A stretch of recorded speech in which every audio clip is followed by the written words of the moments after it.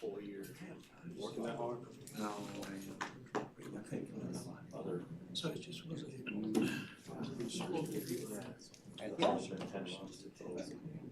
3 years ago. well, get serious about it. Okay, it is 5 o'clock, straight up, on this Tuesday, June 16th. We're gonna begin our work session, starting with item number 1, discuss agenda items. Okay, good evening, Mayor and Council.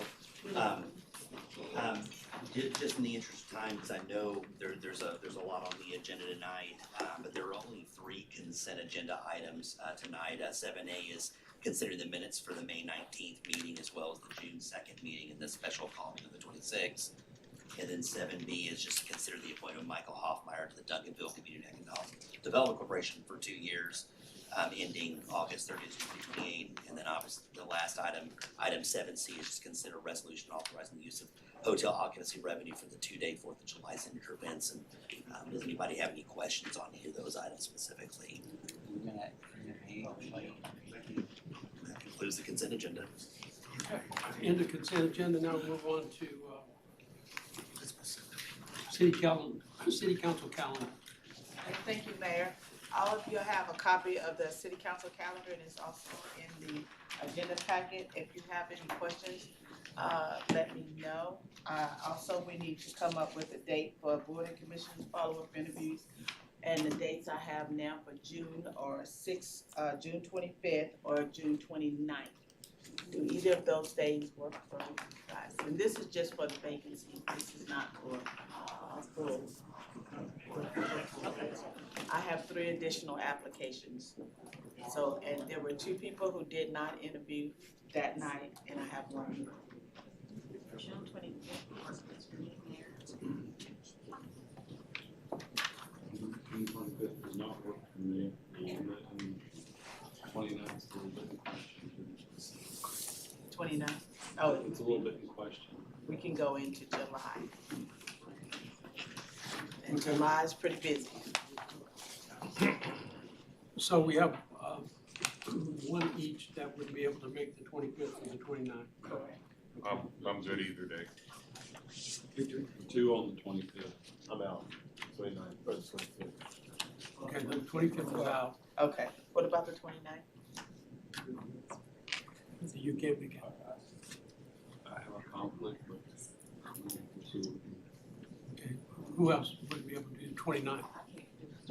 But that's my mom got to. We can go into July, and we have the July 9th or the 6th. July the 9th. July 9th. Thursday. 3 nods. I hope to be at Fort Aransas myself. Go, Joe. Would you have any objections to us conducting a meeting? Okay. So it looks like we have unanimous, besides Joe's got plans already. So you want to set us up for that one? Yes. For July 9th, July 9th. and that is to interview for candidates that we currently have applications for. For the vacant for positions. vacancies. So you've interviewed 5 people. We have 3 additional applications. 2 applicants didn't get interviewed that night, and we have 1 additional.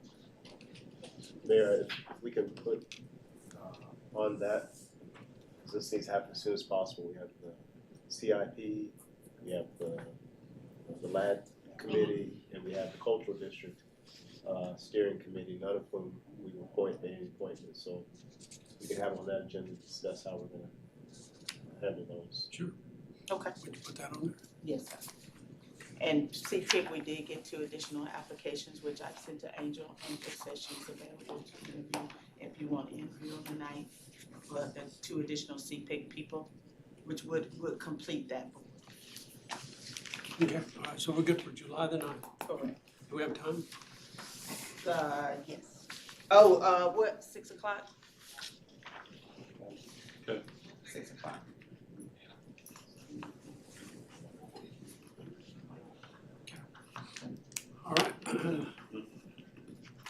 So that takes care of item 2. Now, item 3, we're jumping ahead to executive session. We have 2 executive sessions that we need to get out of the way and get some people home, rather than wait for the rest of the briefings, because briefings are gonna be a little bit long. So at this point, we're gonna go ahead and we're gonna recess our current meeting at 5:05 PM. And then momentarily, we'll be going into executive session.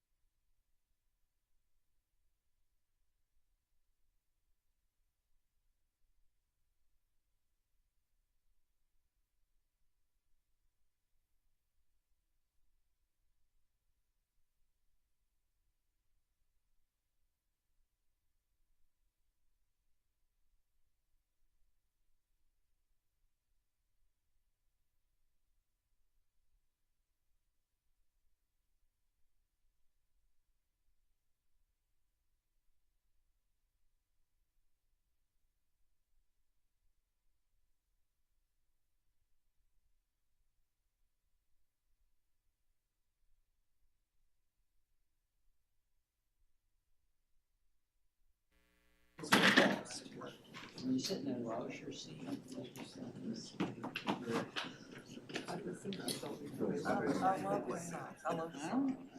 I'll sit over there, you sit. No, No. she was just camping. She was just camping.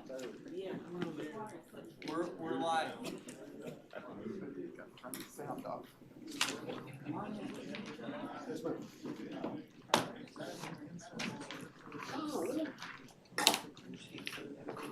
It's all yours, Mayor. Thank you.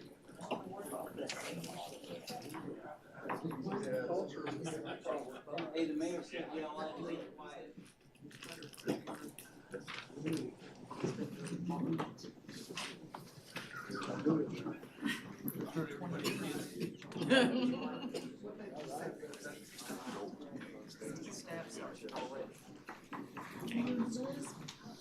Okay, I know there might be some others coming in, but we're gonna have to get started. We've got a lot of presentations and very little time. So at this point, we're gonna resume our work session at 6:24 p.m. And we'll go right into our briefings. We're gonna go in order. Okay, briefing presentation first. 2A, briefing on Duncanville Better Block Traffic Calming Initiative. A lot of slides. I'll go fast, I promise. Thank I Is it- pared is it pared it down too. Okay, no, important business, we know that. Thank you. You're right. Okay, introduction. Good evening, Mayor, Council, and City staff. This is Shahid Mohammed, Assistant Director of Public Works. With me here is Krista. She's the Executive Director of Better Block, and with us on this presentation is Marlon Gove, our Director of Development. So we're going to be just walking you through very high level of the idea of the project or this initiative.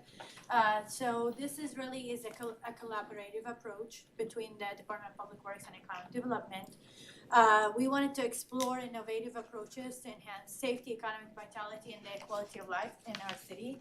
And the reason why we selected this type of project is really we wanted to be able to have a multi-purpose project that be able to address speeding concerns that we always get complaints about around our city thoroughfares or collectors that we always get complaints about, or evaluate road diet options or concepts where this can really serve as a potential proof of concept for our city community to really see how that goes and how that works. Create walkable, pedestrian-friendly environment around our downtown area, support economic development opportunities through placemaking and public space activations, reimagine the underutilized city-owned property on the that we're exploring options for replatting, which is the older tax building lot, as well as create a destination by encouraging community gathering, local business activation of nodes, as Krista will cover more about how that looked like, and then establish a real-world proof of concept, as I mentioned, for a corridor improvement in Duncanville. And this, as I mentioned, is a partnership with Economic Development. So Marlon, do you want to add your thoughts about this initiative? Okay, all right. So I just wanted to start really talking about how this data has been presented to council in the past with the previous presentation.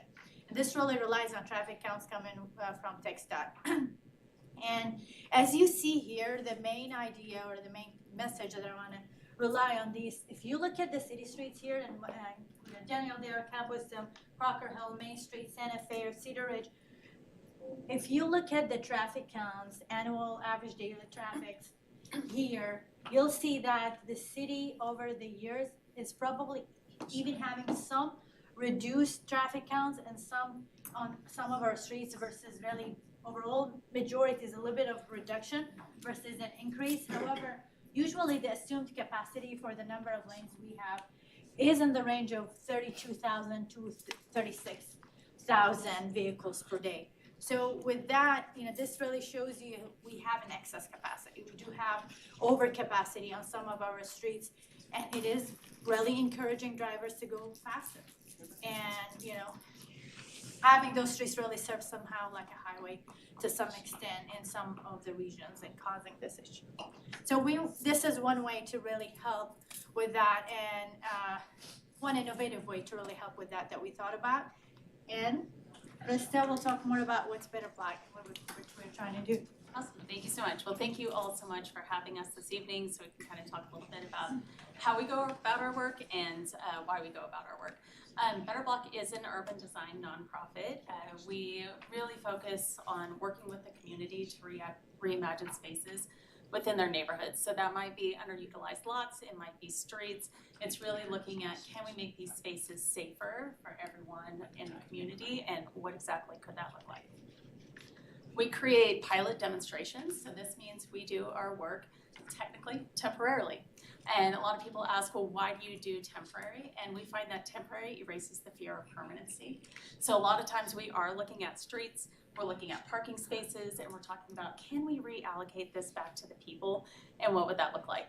In most of the cities we're working with, that can be a scary concept, but when we get to test it out and we get to demonstrate it, people get to understand what kind of impact that has, how does it work in the space, and they get to kind of touch it, feel it, and become a part of it. We also find that temporary has a long-term impact. So over the past 10 years, we have done about 145 projects, mainly here in the US, though we've done a few international projects as well. And during that time, we have found that our temporary projects, about 73% of them become permanent, and it's catalyzed about $700 million in impact. And that's usually from federal grants or different initiatives that are kind of put in place after we test out the concept. So this is where I'll go a little bit faster. Our Better Block process, it is 120 days, and we kind of follow a 4-phase process as we go throughout it. So this is a project we did a couple years ago in Detroit, and kind of what we're looking at here, we've got a city-owned property, and then we also have a street. This is Gratiot Avenue. It is Michigan's most dangerous street. So we were tasked with, can we slow down the road here and make it safer? So the first phase is really understanding what issues you all are seeing on the street, what issues the community is seeing, what they'd like to see in these spaces, how they'd like to see it activated. We then go into a 30-day design process where we mock up the ideas, we put together the different concepts. We work very closely with city staff, the transportation department, fire department, police department, to make sure that we're getting everything lined up and that it is something that can be done. The next 60 days are when we plan everything out. So my team works on the permitting, the insurance, making sure we've got everything fabricated and ready to go. But we also put together a core team of community volunteers. And these are the folks who bring the heart and soul to the projects with the food, the music, the entertainment, the things that make it unique and special to the neighborhood. And then we implement. And it's really this implementation time where we get a lot of people coming in. They want to be a part of the process. They're seeing the transformation happen very quickly. And then we get to demonstrate. And we get to test out what the concepts look like, what works, what doesn't work, what needs to be tweaked. In this particular case, we were able to gather a ton of data around the street changes, around how the community was actually using the space. And so what we'll do at the end is we put together a very comprehensive report that has the before data, the after data, and our recommendations for the spaces and for the different concepts moving forward. In this case, the city of Detroit was able to take it. They just signed their 3rd lease with the community center there in the area to continue operating the space. But they also got $24 million in federal grants to make changes permanent to that street that we kind of worked on. Really quickly, a couple tools that we use in our work. One is called Wikiblock. It's a library of street furniture designs that anyone, anywhere can download for free. So y'all could download some benches tonight. You cut them out with a CNC router, and then you can build it without any glue, screws, or nails. So it's a really fun way for people to instantly activate some spaces. We also take used shipping containers. We'll cut a couple windows, add all the basics you might need for an activation, and then you can have vendors pop up in those. You can have breweries, bookstores, whatever it is you'd like to see in that space. And of course, it's great for storage when it's not in use. So that brings us here. So for this particular initiative, we're proposing our 120-day planning process, and then we're proposing a 12-month pilot, and we're looking at the corner of South Main Street and East Wheatland Road. So kind of looking here. And the idea is, if we were to activate this site here and talking with the community, what would you like to see here? What ideas do you want to see come to life? Bringing that all along, and then looking at traffic calming along here to connect to downtown. And of course, along the way, you're getting Armstrong Park, and you're really making that clear connection between downtown and this corner here. And along the way, testing out some traffic calming. So what exactly we're gonna do, what exactly it'll look like, that is what we would determine with the community over the next 30, 45 days. And then we would start bringing it all together and planning and designing with everyone. The idea would be to begin July 14th. We would install the week of October 12th, and then the pilot would remain in place for up to a year. And then, as you can see, the budget ranges kind of depending on the overall approach and exactly what we want to see kind of in that space. I've got a lot more detail on both the timeline and the budget. It's kind of small, so I think you guys may have that in front of you so you can read those details a little bit more. Yep.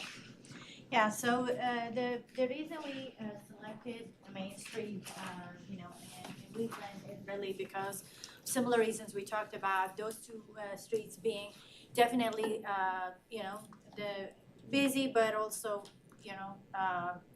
speeding concerns, areas with speeding concerns. However, where we want to encourage more of walkability, and that's why we focus with this, location and the connectivity to the downtown. Now, this timeline is for next step that we are proposing as if this really gets approved and moved forward. What we're looking at is we are planning to present this to DCEDC on the 22nd for their next meeting. This is going to be also brought back, to the DCEDC committee again in July for authorization for funding support.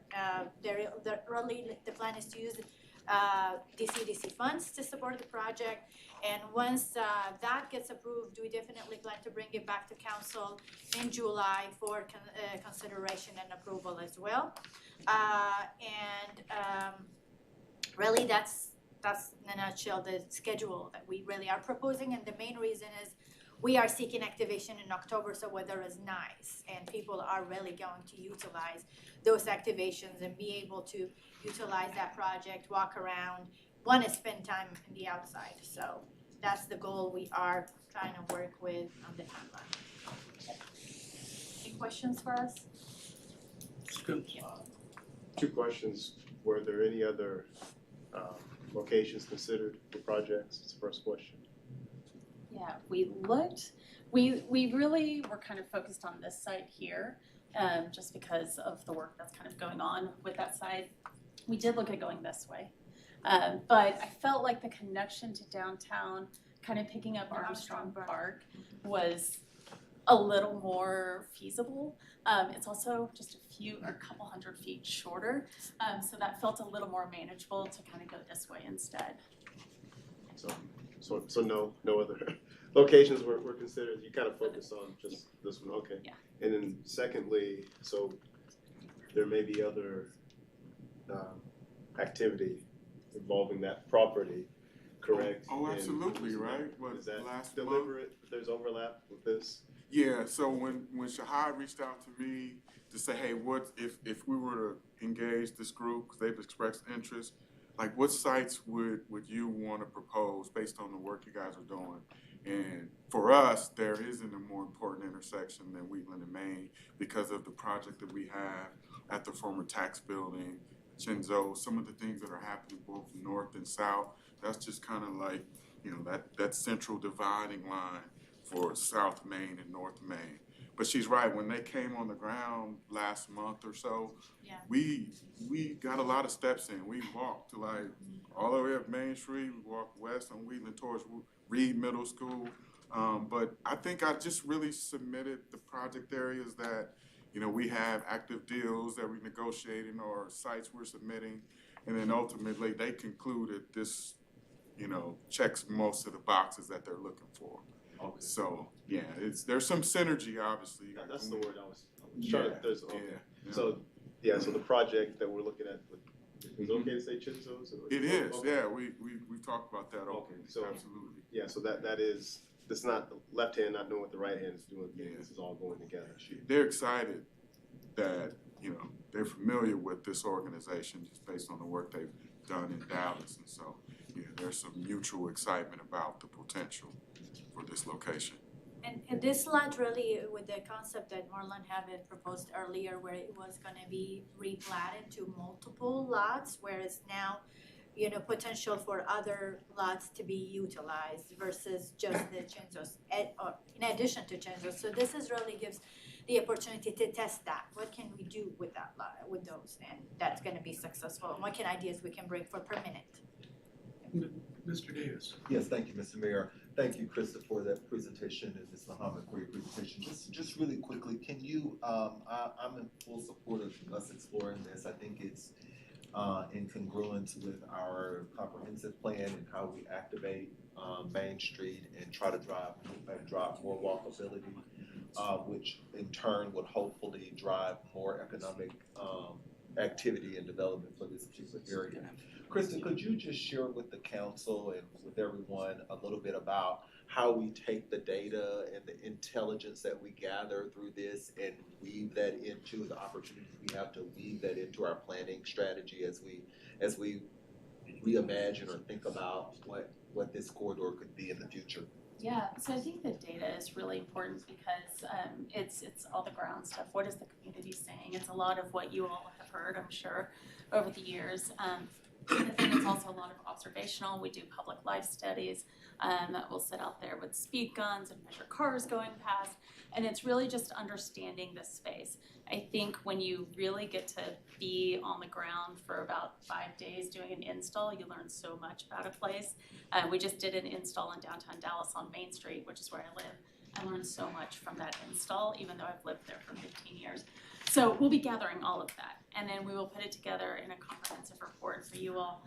We'll present it to you to kind of show you, moving forward, these are some things to consider. We just did a project in Irving. It was a 3-month demonstration. It was on their Main Street, and originally the idea was, well, what if we just shut down the street completely to vehicular traffic? It's not there yet. And so we were able to kind of do some data and kind of, show them what that looked like, but what's the in-between? As you work toward this step, where are you going to get there? Another concern is always around parking. We always hear there's not enough parking. So that is something we like to test with these initiatives and kind of show folks that actually there may be enough parking. It might not be in the way that you think it is. So we try to get all of that together. We do the reports, but we also do a lot of social media, kind of letting the community's voices be heard and putting the information out in that way as well. Thank you. Anything else? Anything else for us? Good. Great. Thank you. Thank you all so much. Thank you. Okay, interim city manager, we have 2 more items. Mayor, if we could, if we can do D, and if we have time, we'll do C, because we Work just. backwards? Yeah. Okay, I'm fine with that, that's where I was headed. Yeah. All right, and keep in mind, council and presenters, we need to be wrapping up at 6:50-ish to 6:55 at the most. Just because we've got to get in session on time. Yes, sir.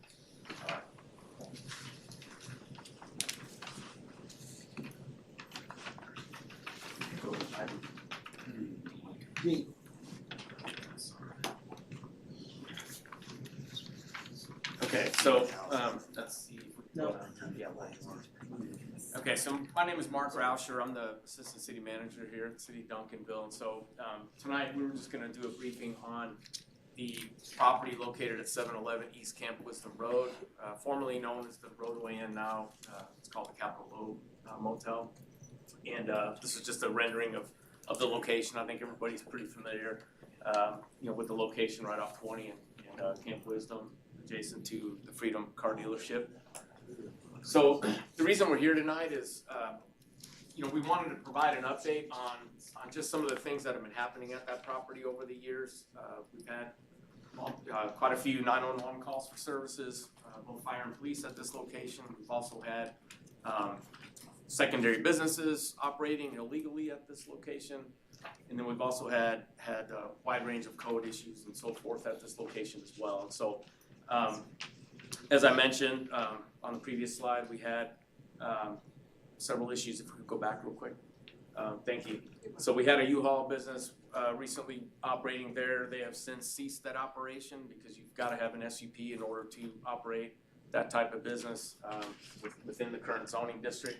And then just as a reminder, the SUP for the hotel use was actually approved by the city council in 2014 by ordinance number 2232. So really the hotel use is the only thing that's supposed to be operating on that site.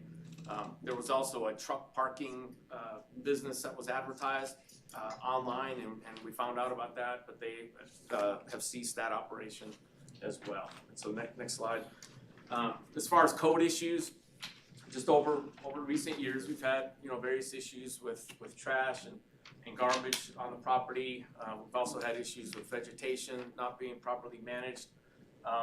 And then as far as the structure itself, we've had different building code issues. Currently, they are in compliance. It's one of these things where our code officers go out, they see these things, they let them know and give the property owner an opportunity to bring it up to standard. And so at this time, they have brought these kinds of issues into compliance, but it's something that we continue to follow up on.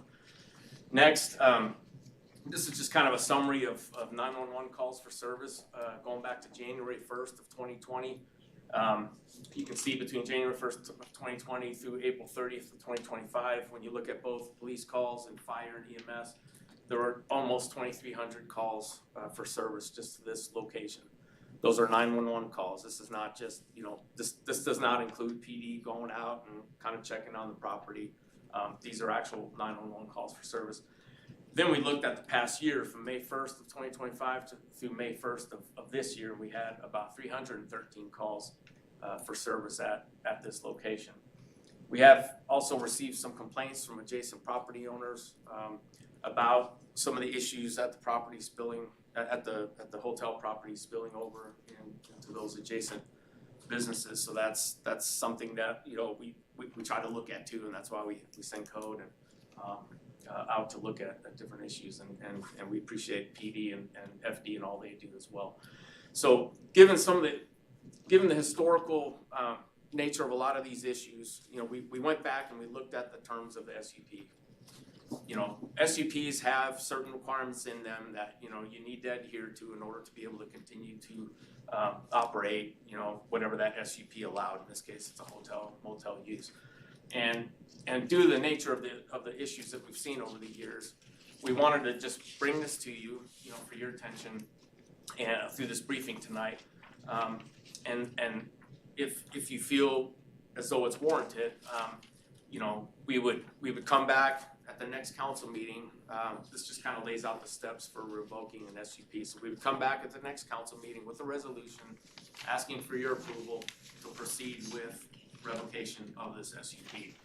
That would then give city staff, the opportunity to initiate a zoning case that would go through the normal process, go to P&Z first, and then city council to revoke the SUP. And then should that be successful, obviously the property owner could appeal to our zoning board of adjustment, the ZBA, and then go through that process. But just given, I've been here a little over a year, and this is something that I've been aware of, and I know a lot of people in this room have been aware of all of these issues. So we just wanted to bring this to you as information tonight. And again, if this is something that you want us to pursue, we can bring forward a resolution later on this summer at your next meeting. Yes, sir. That property's been a nuisance for a long time. There's a lot of carryover to the neighborhood just to the north. I hear from people that live right there. The easement, I understand there's a lot of problems as far as access, trash, garbage, some migration from some of the occupants of that area into the neighborhood along that area. So please, yes, move forward. Mr. Robinson, just really quickly, was the original SUP for an indefinite period of time? It did not have an expiration on it. Okay. Like most SUPs we do now, we've got a 5 or a 10 year, but this one did not. Because as you recall, my days of P and Z, I'm very big on making sure that we put some type of time limit so that we can review compliance and how a operator is behaving to see if it warrants the continuation of the SUP. So I welcome such an ordinance, a resolution that we could review. Thank you. Okay, thank you. Do you have a question? So I guess I'm assuming there's some terms of the SUP that are clearly being in violation of all Yes, this, right? you have to operate the business in accordance with the zoning ordinance and other city ordinances. And the fact that you've got lots of potential violations, it warrants a look. I'm not saying they're guilty, Right. but it warrants a look. When you got that much police activity at a business, something ain't right. So we need to find out what that is, and so this is accountability that we demand of our corporate citizens. We've got other businesses, recall we've had a couple of, I wanna call them nightclubs, that have operated where they had SUPs and they went through the same process, so it's appropriate process that's in our zoning for us to look at, that's all. Just a real quick comment, you know, all those calls for service, my understanding in talking with some of the officers is that there are certain hours where they can go over there and there's always something going on. I mean, these are just calls, but there's always, you know, something going on they can drum up, so. I'm with Kyle, let's move forward. Yes. I'm in favor of moving forward as well. I would just ask that, city manager, if we could internally look at any type of, changes we can make that would prevent it from getting to this high of a number of calls. So if that means that we pull SUPs and do an inspection every now and then to make sure, whatever that looks like to address, prevent it from getting so high in the number. Okay, so interim city manager, you're looking for a directive from us on this matter? Yes, and I think we got pretty much Yeah, everything in consensus, so. we just wanted to brief you before we put that resolution. Staff is already in the process of doing that and talked to me about it. So We you're just not wanted- looking for a directive then? No, Okay. it will be on your plate, but you have to actually pass that resolution, When it comes to us? yes. Okay, Or consider it, I guess is the right word to say. okay. So we're done with this item? We would pass a resolution to begin the process of Yes. relocation? Yeah. Then Yes. we'll go- Yes. And then we'll go through the actual zoning process of You public guys, and as he hearing. said, to go to P and Z, yeah. Okay, so as a result of getting to that cutoff hour, we're gonna move items 3B and 3C to item 9, staff and board reports.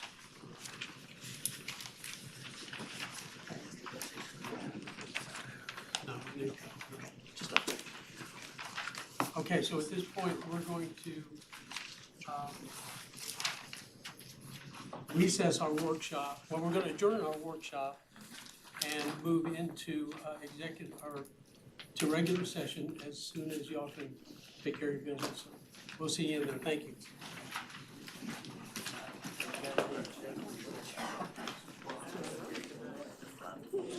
You can, if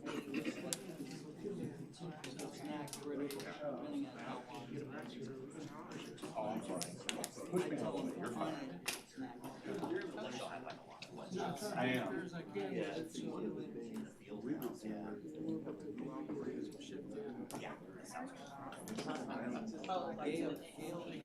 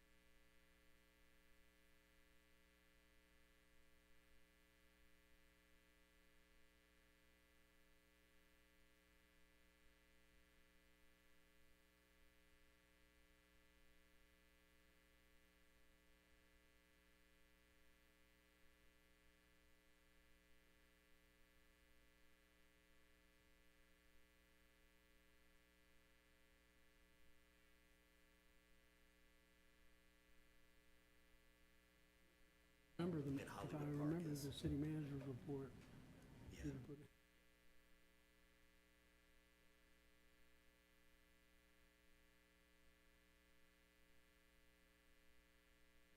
Justin Jeremy.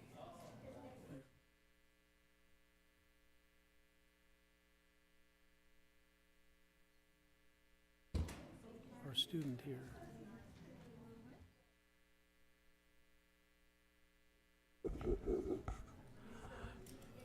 Okay, in an effort to get our meeting started on time, we're going to open our regular session at 7:00 p.m. Thank you all for being here.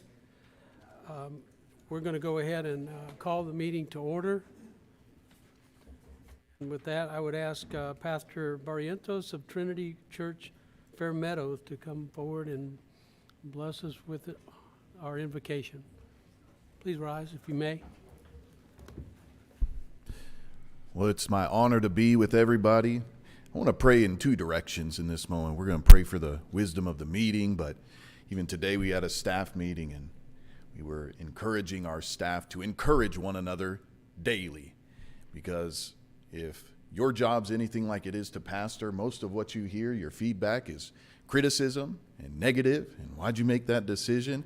So to receive encouragement from one another and from the Lord, I think is something that we all need. So I'm going to pray for that, for you guys, and of course for the meeting and the topics that are discussed today. So we'll bow our heads.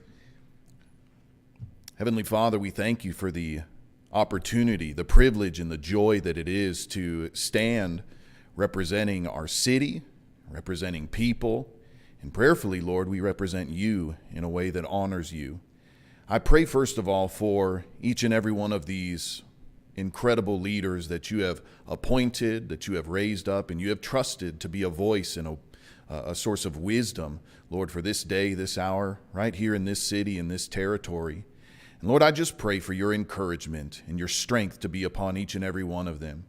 Pray, God, that if there are moments where criticism or the weight of the responsibilities or negativity, these things come their way, even self-doubt, pray, oh Lord, that you would bring your encouragement and your strength in those moments.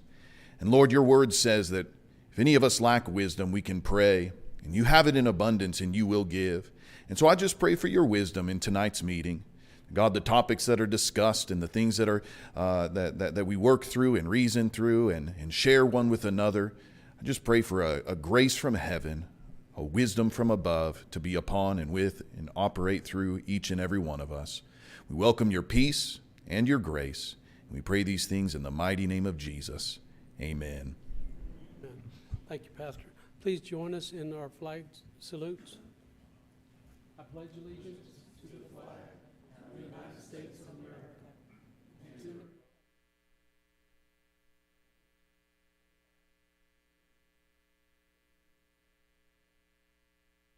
honor the Texas flag. Pledge allegiance to thee, Texas, one state, under God, one and indivisible. Thank you.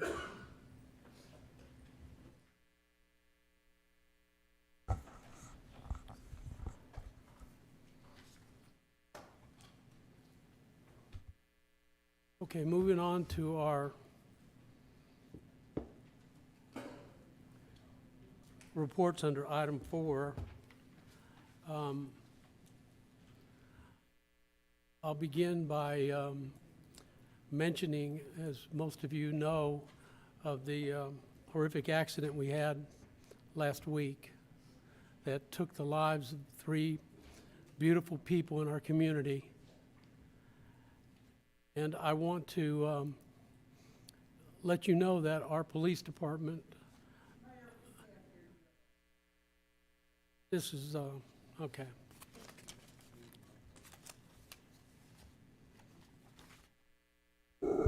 Bad timing. Yeah. I just want to remind you that our police department and our fire department were a part of this tragedy that, unfortunately, from time to time, first responders have to deal with this on a national level. And that's not to put secondary by any means the mentioning of the loss of 3 beautiful people that resulted from a very unnecessary and tragic accident. And for the Rodriguez family and the Reina family to be going through what they're going through right now. It's unimaginable. There will be services this week. I don't have the specific dates off the top of my head, but the families will have memorial services and burials this week. It's a difficult thing for Duncanville to have to shoulder this type of an accident that doesn't happen in our community very often, that results in this kind of tragic deaths. But I'd be remiss if I didn't ask you all right now to please join me in a moment of silence out of respect to the Rodriguez and the Renia family. So please join me in a moment of silence, please.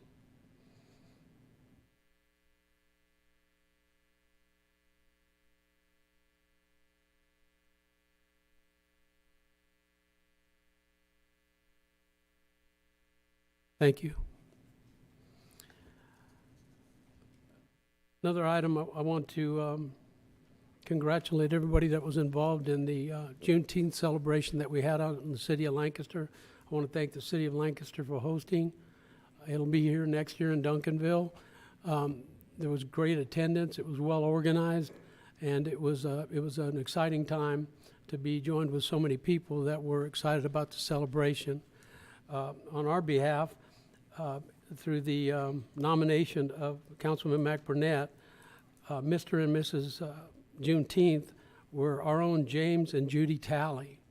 They're outstanding people that have done so much for this community, and they continue to give. So I'm real proud of the fact that their name came up because they were well deserving. And then lastly, I got to go to United States Conference of Mayors out in Long Beach, California for 4 days of seminars and presentations. I met mayors from all over the country. There was quite a few of local mayors and Texas mayors that were out there representing.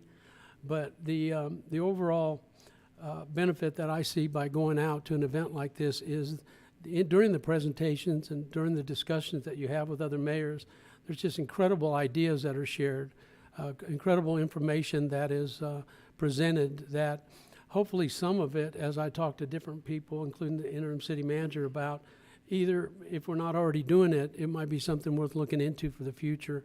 Very innovative things going on around the country, and I think some of those things could definitely benefit Duncanville. So with that, I'll move on to council member reports.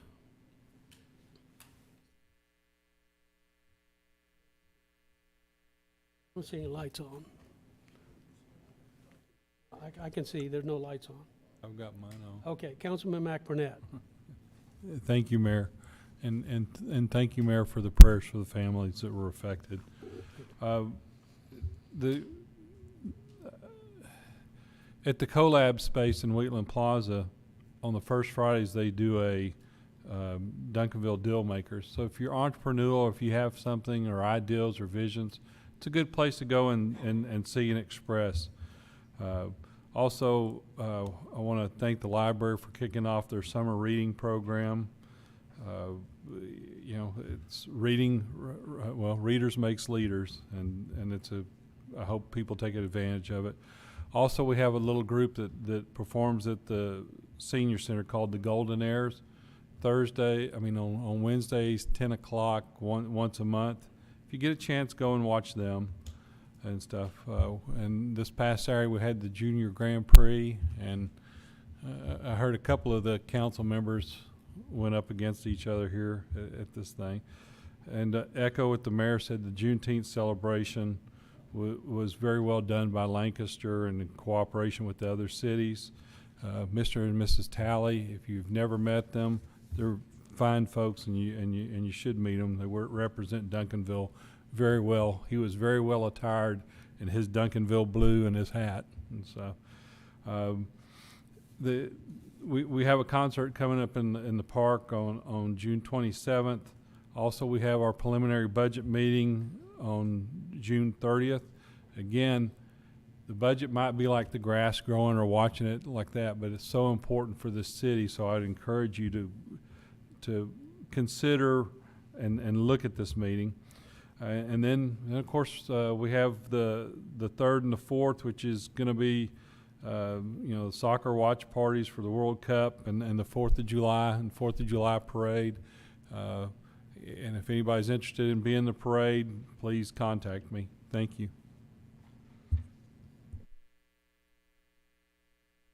Mr. Davis. Thank you, Mr. Mayor. I just want to just quickly highlight, had a good time last week at the Old Timers Museum visit. I know Councilmember Vera Cruz and I were there last week. You should check it out if you have not checked it out. It was a great event. A lot of interesting exhibits, working exhibits, and just a real jewel that we have here in the city of Duncanville. And I encourage people to check that out. I was also glad to join Mr. Mayor and City Manager on this past Friday at the North Texas Council of Government, the general convening meeting. Thank you so much for that opportunity to collaborate and network, not only see folk be voted on and installed, but also network and collaborate with other colleagues from across the region. And I know that we've talked about the Best Southwest Juneteenth celebration, and I know that we also have some other proclamations. I just also want to underscore the significance that we are preparing to celebrate on June 19th with the General Order Number 3, which reached Galveston in 1865 to celebrate freedom and the war's end, and in subsequent years with the enshrinement of freedom of our rights in the 13th Amendment to the U.S. Constitution. And so with that, I say happy Juneteenth to everyone. And so thank you, Mr. Mayor, and that concludes my report for this meeting. Thank you, sir. Ms. Gooden. Thank you, Mayor. Good evening, City of Champions. I wanted to send a huge congratulations to Duncanville's own Peyton Smith on being selected to the USA U17 World Championship team. Being chosen to represent our country and our city at the international level is an extraordinary honor and a major achievement. The milestone reflects Peyton's incredible work ethic, her coaching staff's dedication, and the strength of our athletic programs at the Duncanville ISD.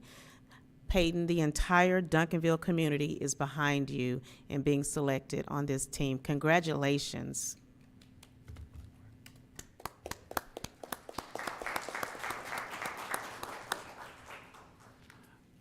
Okay, City Manager's report. Yes, good evening, Mayor and City Council. Just a reminder, City office will be closed this Friday, June 19th for Juneteenth holiday. Also, just a quick update on our splash pad. As you know, it has currently been down as we're working to make repairs. We believe identified the problem, and our contractor is actually working out there this evening. And we are targeting to have it back open by tomorrow, but we'll continue to keep the public updated on our progress. And we appreciate everybody's patience through this as we get this repaired and back up and running. Also, I wanted to give an update on brush and bulk collection. I sent an email to the City Council late this afternoon. We did receive a call from Republic. They are behind on brush and bulk due to the recent storms. On their own, they have hired Camacho Tree and Landscaping Services to help them. As y'all know, we hired them earlier in May to help with brush and bulk efforts, so they've taken on that initiative themselves. And they're focusing in on the Hollywood Park area right now. They'll continue to give us daily updates, and we'll make sure we provide that to the public and City Council, but just wanted to make sure everyone was aware of that effort. Also, the Cedar Ridge project that's going on right now from Camp Wisdom to Middale. Both northbound lanes of Cedar Ridge will be closed tonight as they prepare to put concrete down tomorrow, and then after that it'll resume back to one lane. And then I have two other high note items here. I wanted to quickly introduce Lisa Miranda. She is our new Assistant Director in Finance. She will be over fiscal administration, accounting, and procurement. Lisa brings 18 years of experience to Duncanville. She recently worked with the Gregory Portland ISD and previously worked for Duncanville ISD for 10 years. So welcome aboard, Lisa. We're looking forward to having you on board. And also I want to introduce also another assistant director in our department, and that is Jennifer Odie. You all are all very familiar with her as well. She will be still primary focus getting the budget done, so I want to make sure council knows that. But also helping us out with utility and billing and municipal court. I think just to get that extra level of effort to make sure that we're servicing those divisions. So congratulations to her as well. And also just real quickly, I have an award here. that we received, and I mentioned this to council before in my report, but the Texas Association of Municipal Information Officers, we received the award for Underserved Audiences and Outreach Campaign for 2026 for the Conexion, and that's really to the credit of Francisco Ramos and Alex Hamby. But I just wanted to congratulate again Francisco and Alex for a job well done. So happy to show this award.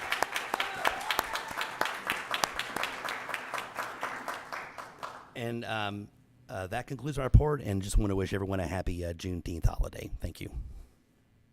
Thank you. Now we're going to move on to proclamations and presentations. The first proclamation is for Juneteenth Recognition Day 2026. Ms. Gooden.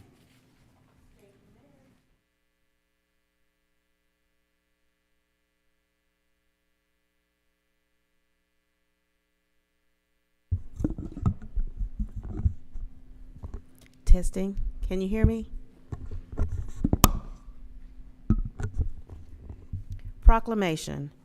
Whereas, on June 19, 1865, Union soldiers led by Major General Gordon Granger arrived at Galveston, Texas to enforce President Lincoln's Emancipation Proclamation and declare freedom for all slaves. And whereas, each year thereafter, former Texas slaves and their descendants joined in a celebration of freedom on June 19th, and the day became known as Juneteenth. And whereas, across our nation, Americans continue to celebrate Juneteenth, a day to reflect upon the sufferings of slavery and to remember the joyful declaration of freedom. And whereas, it is a time of rejoicing with family and friends and a time for planning the future. And whereas, the 2026 Best Southwest Juneteenth celebration was held on Saturday, June 13th, 2026, from 11 a.m. to 10 p.m. at the Lancaster Community Park, 1700 Veterans Memorial Parkway, Lancaster, Texas, 75134. Now, therefore, our Mayor, Greg Contreras, Mayor of the City of Duncanville, Texas, do hereby proclaim June 19, 2026 as Juneteenth Recognition Day in Duncanville, and urge all citizens to acknowledge the importance of this date in the history of the African American culture. This celebration acknowledges the history of an important part of American society and aids in unifying our city and our nation as a whole. Thank you.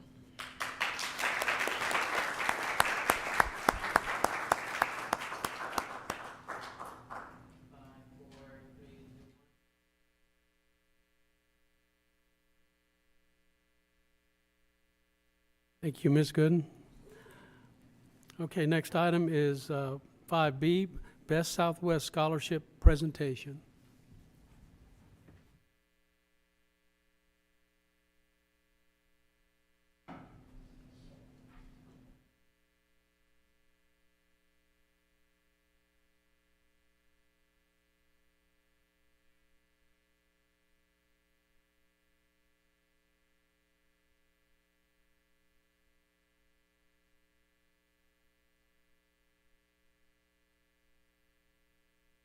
All right, this one's special. This is the first time I got to do this. Got a call from our wonderful friend Amanda Skinner announcing that we're going to receive applications for Best Southwest Scholarship for students in all over the Best Southwest, but in my particular case, it was the Duncanville area and Duncanville schools.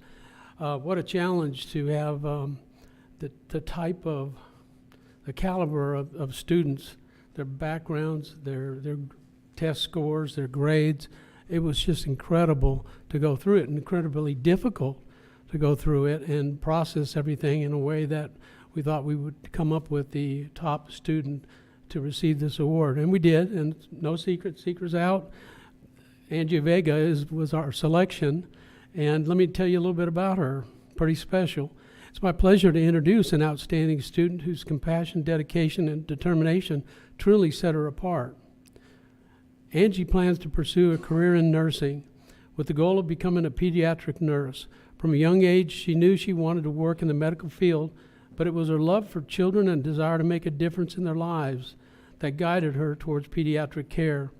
Although through volunteering and working with children at Journey's Kids or serving her community, Angie consistently demonstrates a caring heart and a passion for helping others.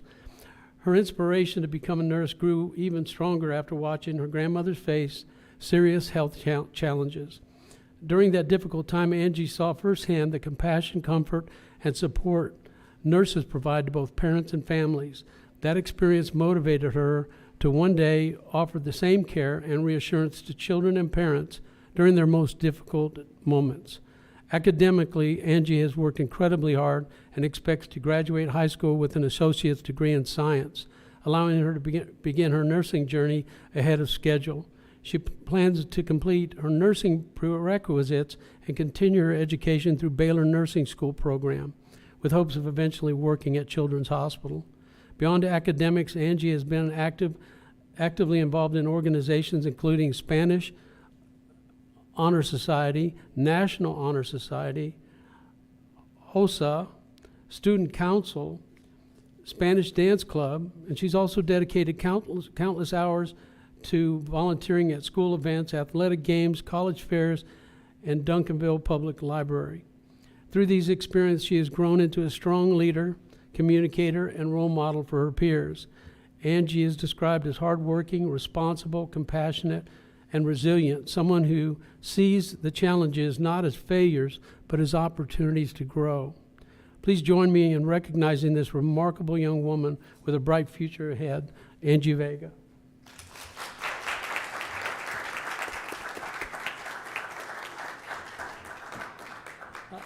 And I also want to mention, I didn't have it in my notes here, but what was your grade point average? 4.0. Did you hear it? 4.0.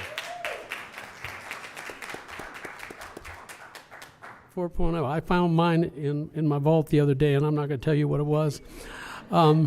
It's just incredible. But all the contenders for this award in this area were remarkable. Their scores were high. Their SATs, ACTs were high. Their stories were compelling. But somehow Angie jumped out, and I'm really proud to present this award to her in the amount of $2,000. I didn't want to go over, but $2,000. So come on over. Y'all come on over and get in the picture. Right here.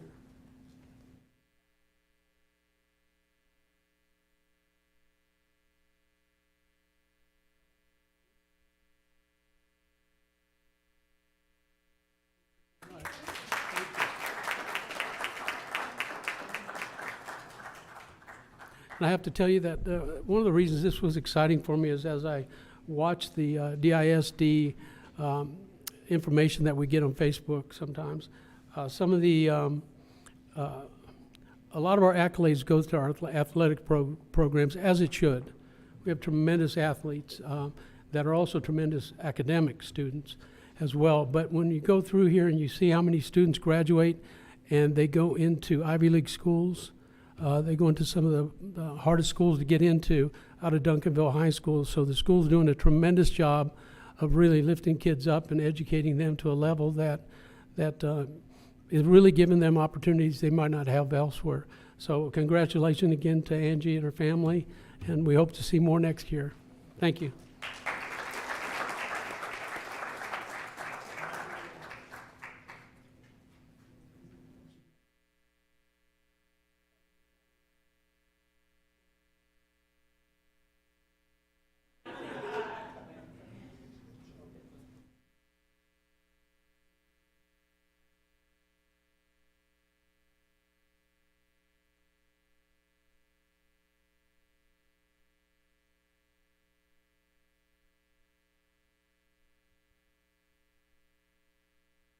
Okay, now we will move on to item 6, citizen input. City Secretary.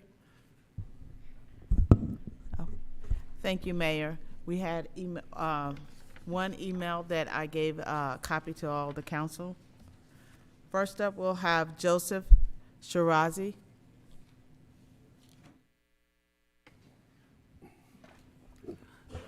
Please state your name and address. Good evening. This is Joseph Shirazi on behalf of Compass Law. Sure. Hi. This is Joseph Shirazi with Compass Law Group, and on behalf of the hotel owners at 711 East Camp Wisdom Road. Would you like my address? 8200 Wilshire Boulevard, Beverly Hills, California, 90211. Thank you. Go ahead. Thank you, City Council and Mayor Contreras, for taking the time. I just recently was made aware of the submission for Section 3D in removing the specific use permit for the hotel. I was not informed or given any notice about any issues at the hotel in the last few years, personally. However, I do understand some of the things that were mentioned, and I wanted to make sure that I could come and be a part of helping to address everything that's necessary, because I want to make sure that it's operating properly. I want to make sure it's a safe and good place for the city. Throughout the years, we have invested a lot into this facility. We spent over $100,000 on the fire alarm system. We've renovated the exterior and each interior room as we could go along. Currently, I have a video, if you would like, I could show that the landscaping has been manicured. The exterior of the building is in good condition. I was not informed of this, however, I did find out recently that there was apparently a U-Haul company that was looking to lease space. And I was not okay with that myself personally. It was not authorized by me. I made sure the second we found out about it to get it kicked out. I don't want to have any issues. I would like my information given again so that if there ever was anything, I would personally take care of it. I don't know what to say other than I want to be a partner for the city. With Mayor Contreras years ago, whenever I took over this facility, I made sure to do everything that the city required. I don't think there's any currently, I'm confident actually that there's currently no civil or city or what I even spoke with the fire chief about any issues outstanding with the facility. We just, excuse me, just a couple. That's your time. Okay. Could I just briefly say we just changed to the capital O. We've invested even more into making it proper.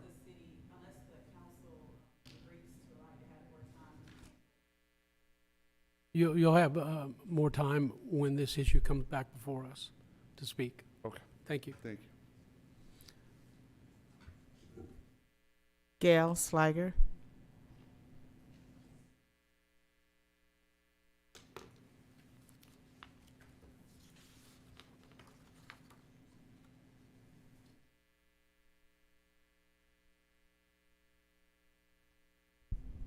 Gail Sliger, 1405 South Main, Duncanville, Texas.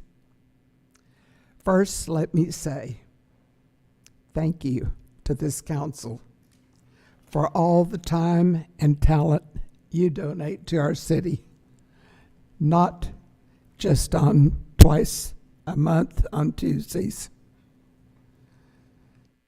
We have any number of things in our city that make our city a better place.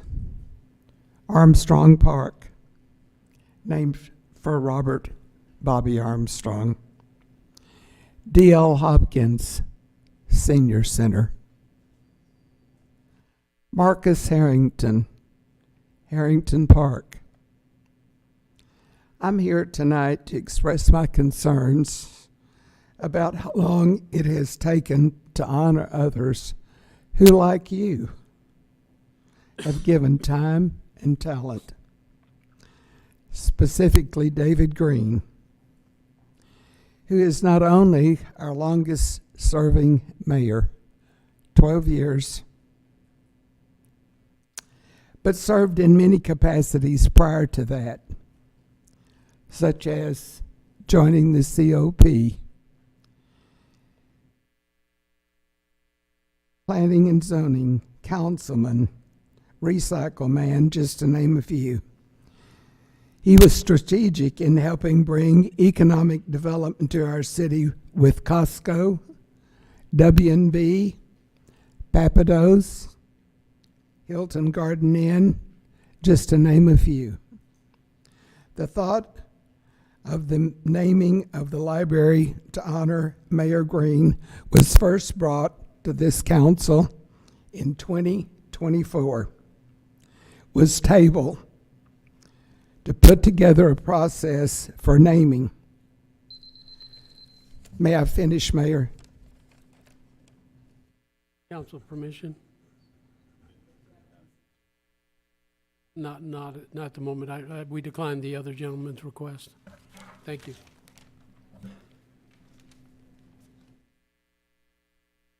Julie Steger.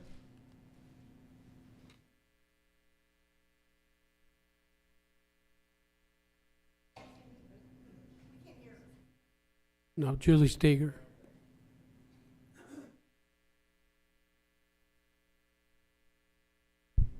Julie Steger, 214 Meadow Creek. I'd like to talk about three loves. David and Ann Green loved each other and were married for 60 years until her death. That's the first love. Second love was their love of community. And you will see that. His picture's on the wall twice. His name is on many placards around town. That's the second love, love of community. Third love, I would love to see the David Green Family Memorial Library in Duncanville. Thank you.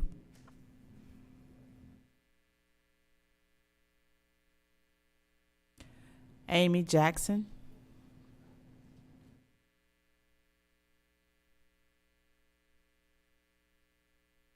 Good evening, Amy Jackson, 934 Cambridge Drive, Duncanville.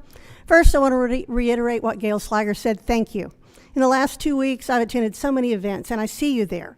And I'm tired, and you have more to do than I do. And I'm just so grateful for everything that's happening in our community and what you bring to the table. The Arts Commission mixture with economic development, the town hall meeting last night. There's just a lot of good things going on, the July 4th thing coming up. So thank you for what you do. Tonight, I'm here to reiterate what others have said. David Green was my city councilman before he was mayor. He served me well. He took care of things in my neighborhood, and then he became the mayor of Duncanville. He was our longest serving mayor. As you know, I run Duncanville Community Theater. When we applied for Meadows Foundation grants, David did not have to come and attend those meetings with the Meadows Foundation and represent Duncanville. He didn't have to go to the mixers and make sure everybody saw that Duncanville was moving and shaking things. And I'm grateful for that. And because of that and all that he brought to the community, I would really be grateful if you would respectfully consider naming our library the David Green Memorial Library. Thank you. Michael Miner.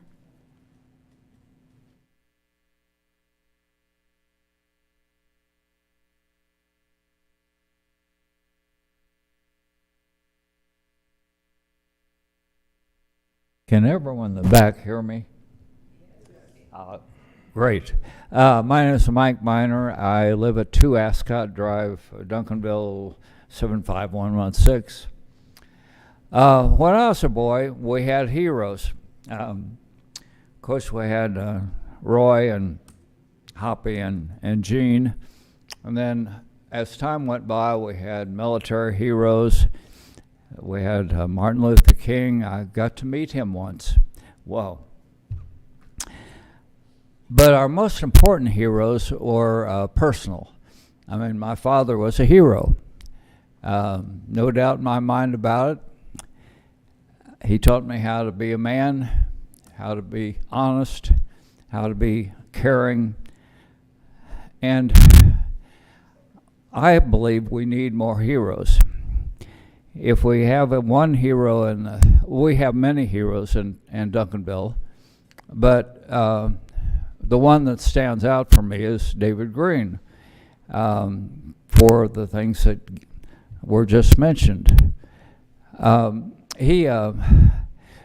Lions Club has a lot to do with the 4th of July parade, and a couple of years ago they had David as the grand master, the grand foofah of the parade. And this struck me as curious because I'm a Lion. I'm a Lawrence Lion. I grew up in Lawrence, Kansas, and we were the Lions. So I've been a Lion longer than most of the Lions here have. But I'm also a Rotarian, and David's in the Rotary Club, not in the Lion Club. So I asked him, you know, why did you name David Green the honored person for the 4th of July parade? And they said, well, it's because we were having our theme this year was service, and we couldn't think of anyone that had given more service to this community than David Green. And I couldn't either. Thanks. Thank you.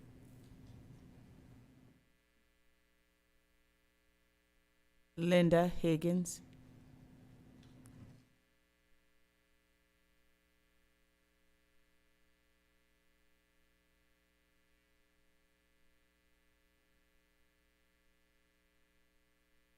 My name is Linda Higgins, 326 Mary Brook Trail, and I've been a citizen of Duncanville for over 50 years. And I too am here to support us naming the library after David Green. We all know his accomplishments. I don't think there's any accomplishments that we can say that he hasn't done.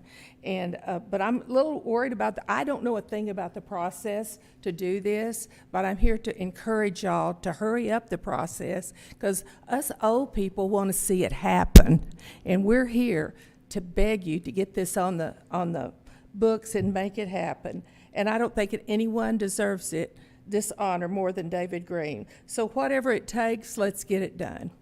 Thank you. That's all I have. Okay. Council, this concludes the citizens' input portion of our meeting. We move on to item 7, the consent agenda.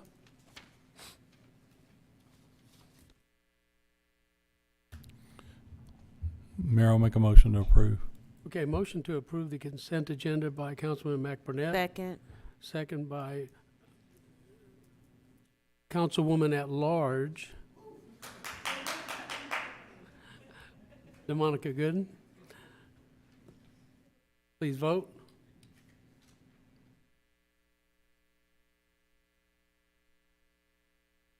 Thank you. Next item, item 8, items for individual consideration. Take any necessary action as a result of executive session. We did not come to any conclusions, but yet we still have another item to go back into executive session at the end of this meeting. Is that correct? Okay. So as a result, there's no action to be taken right now. Item 8B, consider a resolution for an economic development incentive agreement between the Duncanville Community Economic Development Corporation and Redbird Bowling Lanes.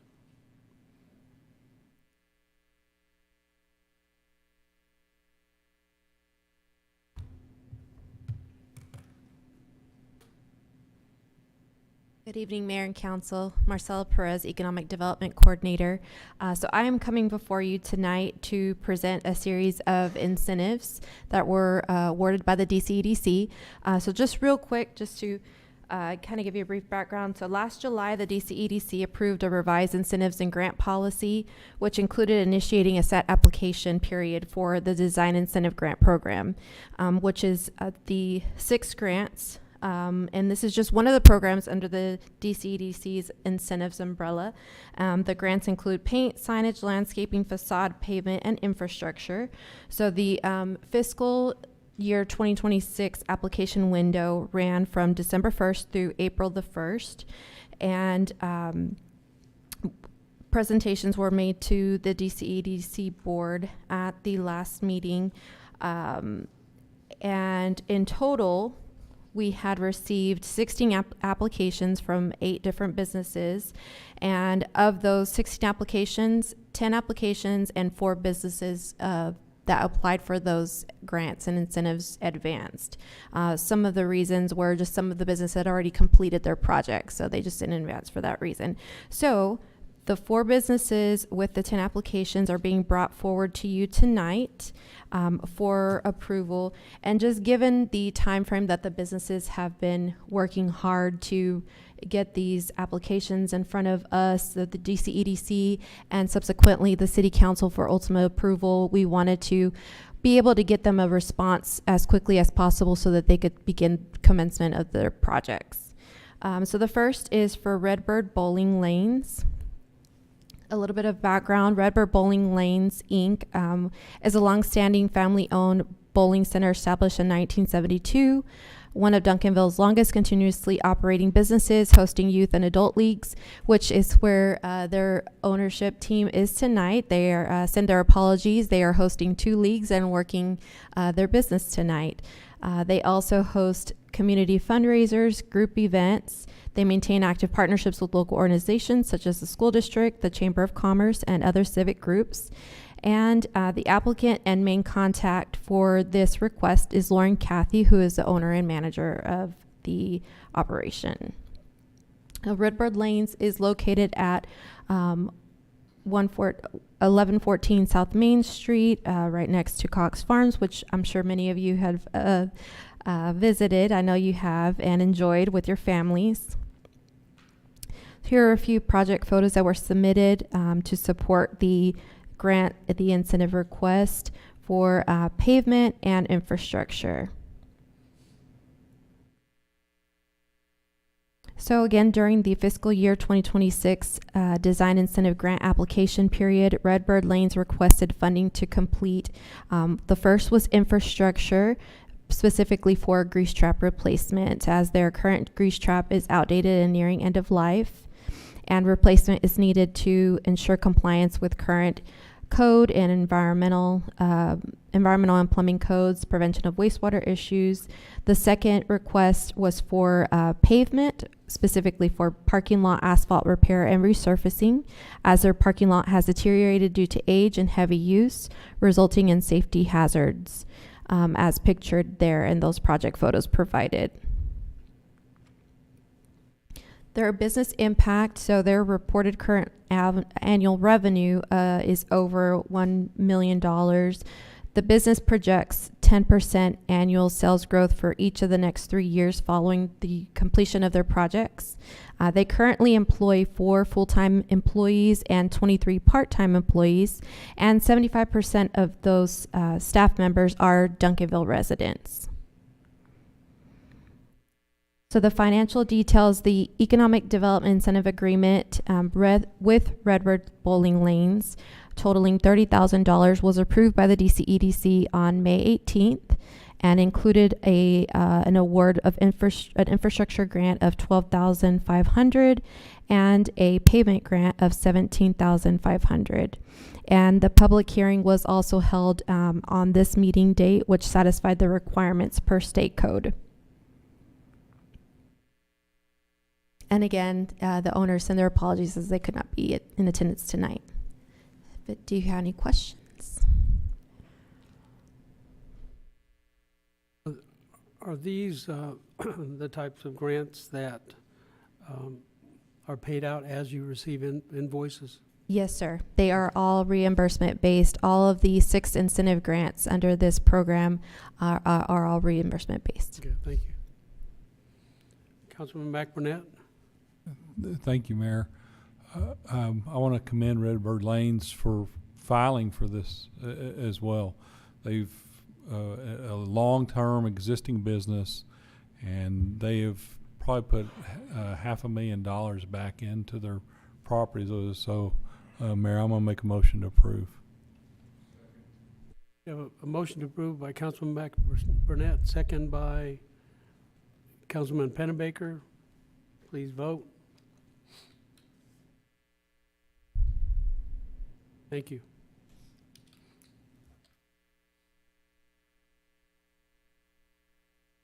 Thank you. All right. So the next incentive is for A2Z Trading LLC, doing business as JZ Embroidery. JZ Embroidery, established in 2009, is co-owned by Ali Katharia and Joseph Mason, a disabled U.S. Navy veteran and longtime Duncanville resident. The established Duncanville business offers custom embroidery, promotional products, team and school apparel, and related branding services. This business began in the Cedar Park Shopping Center, where the Aldi's and Dollar Tree is located off of Cedar Ridge. And they actually expanded in that center multiple times as they grew their business. And they eventually purchased their own property off of Cedar Ridge, just down the street, 6,000 square foot commercial building. And the applicant and main contact is Ali Katharia, and the owner is present tonight, is available for questions at the end of this presentation. This is a map of their current building, which is there in that light industrial area, and right next to the outlet thrift store, which is another previous grant recipient. So these are some photos of the current exterior of their building. They are in need of definitely of assistance with facade improvement and a number of other things that we'll go over tonight. This photo on the lower right side is a portion of their current facility that they're not currently utilizing. However, they're looking to expand their services, and that's another reason why they applied for assistance, to turn this into a space that they can grow their business. So for their application, they requested funding to complete, the first is parking lot resurfacing, repairs, and new striping. Then for exterior, for the facade modernization and painting. Then the third was for signage, for upgraded commercial signage and exterior branding elements. Landscaping for irrigation, planters, and frontage enhancements. And the last, the infrastructure upgrade, including HVAC improvements for that warehouse usability, as mentioned in the back of their building. So their current reported annual revenue is $650,000. They project 12% annual sales growth for each of the next 3 years following project completion. The infrastructure and HVAC upgrades will enable the future expansion of in-house services such as vehicle wraps and fleet graphics. And this expansion will also help to add new positions such as a graphic designer, marketing and sales representative, wrap technician, and a shopper production manager. But currently they have 4 full-time employees. So the Economic Development Incentive Agreement with A2Z Trading, LLC DBA JZ Embroidery, totaling $30,000, was approved by the DCEDC on May 18th. And there were 5 different grants awarded. The first was the infrastructure at $7,500, second landscaping $3,750, paint $3,750, signage $2,500, and pavement at $12,500. And again, a public hearing was also held on this date as well.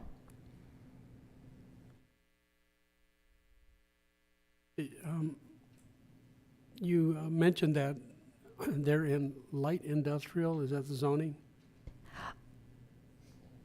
Okay. I'll have to check on that. Yes, I'm so sorry. Well, here's my question, and we got plenty of time to figure it out. I just want to make sure that the car wrapping business that they plan on doing meets the zoning requirements for whatever district they're in. Obviously, the zoning for doing what they're doing right now has been approved. Yes, sir. So if we could just check on that. Absolutely. And I know that that was discussed in the meeting, and per the incentive agreement, that is, those terms are included in there, that they have to meet code, any new services, business, that's all incorporated in the agreement to make sure that we're ensuring compliance. Okay, so you were a step ahead of me. Yeah, thank you. Councilman Kuntz. Thank you, Mayor.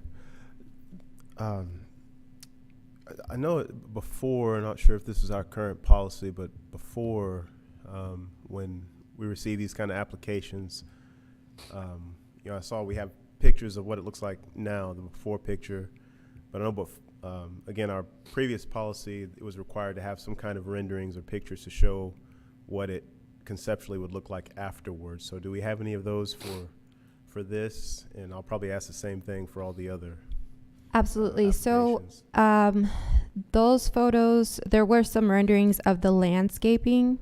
That was not included in your presentation tonight. It was included for DCEDC's meeting. But as far as their warehouse, it's still a work in process, so they didn't exactly have rendering for that. But I could ask the owner to come up and speak on that if you'd like. Okay, yeah, so first of all, ICM, for future presentations, I think it would help. I'm fully in support of this, but to have some of those renderings just kind of show us and the public, what the transformation looks like. And then, yes, if we could, I would like to hear from the owner and kind of hear what the plans are as far as the landscaping and the signage and everything.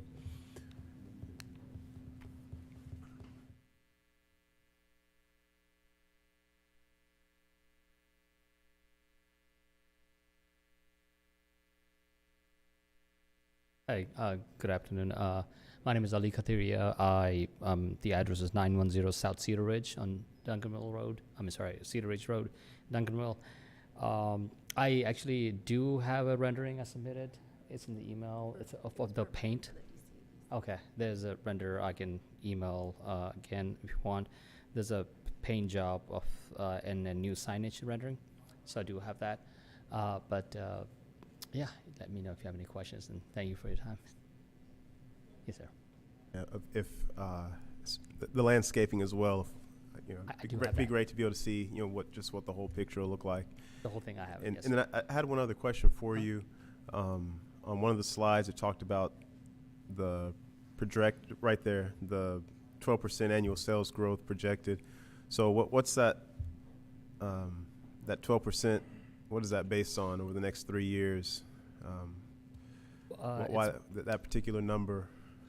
Well, it's based on the car wrap I'm going to start, and also the expansion of the space I got with this new property, because I was in 2,200 square feet in a strip mall by Aldi, and now I'm at 6,000. So this brings me option of adding more machinery in my current business, and also the car wrap, which is part of the same promotional item and branding, basically. So yeah, that's the projected. Okay, thank you. Yes, If you don't have any other questions or comments, I'd like to move to approve. Okay, motion to approve. Second. Motion to approve by Councilman Kuhn, second by Councilman McBurnett.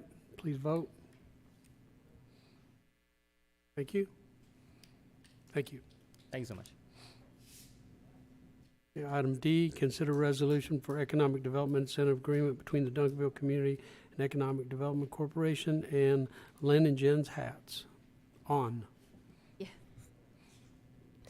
Lynn and Jen Hats On is an experiential custom hat bar. And my apologies, introducing their incentive request. They are an experiential custom hat bar where customers select from high quality materials, accessories, and custom branding tools with the assistance of professional stylists.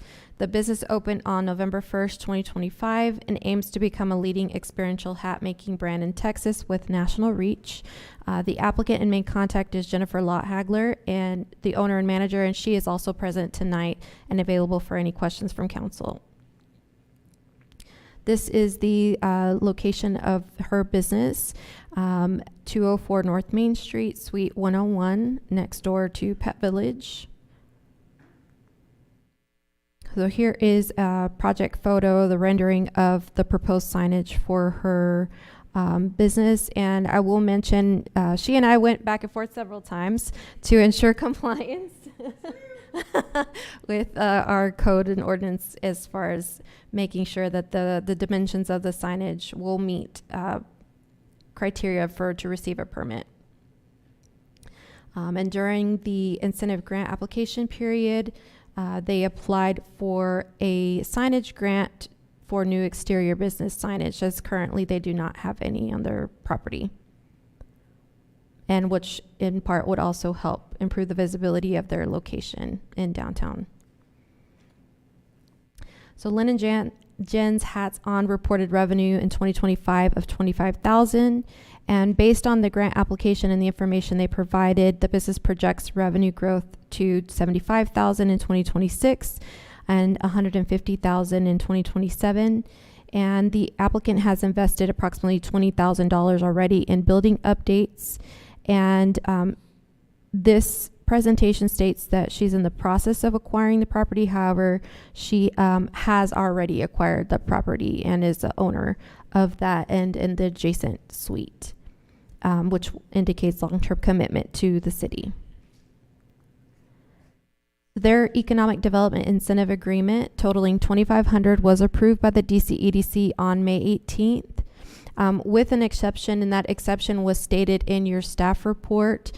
So per the details under the signage, the category for the signage grant, it does require businesses to be have been established for more than a year if they're coming from outside of the business, or at least 3 years. So this was presented to the DCEDC, and as Attorney Hager, who was there that night, helped to explain,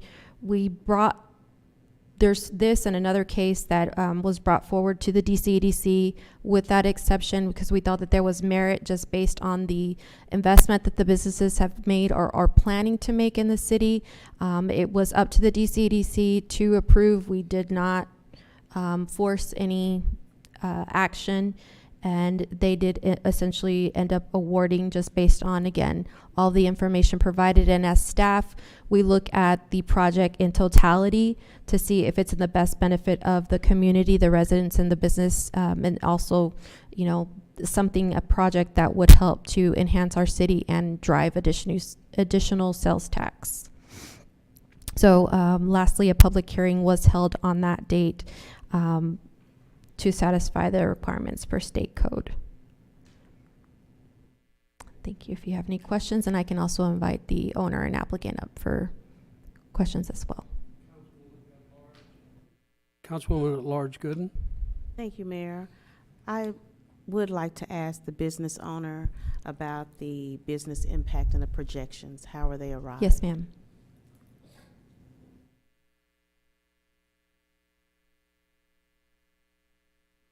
Good evening. Well, good evening. Good evening. Hear me?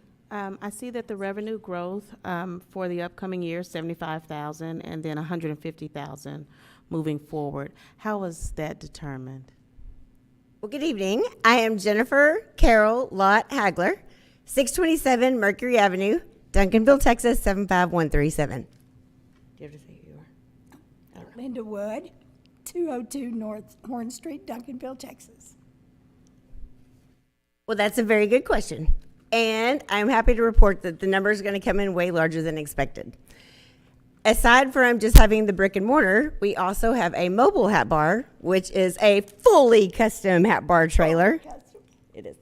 And we literally travel anywhere in the USA to bring the hat bar experience. And private parties are where we make the money. So Main Street is still pretty quiet.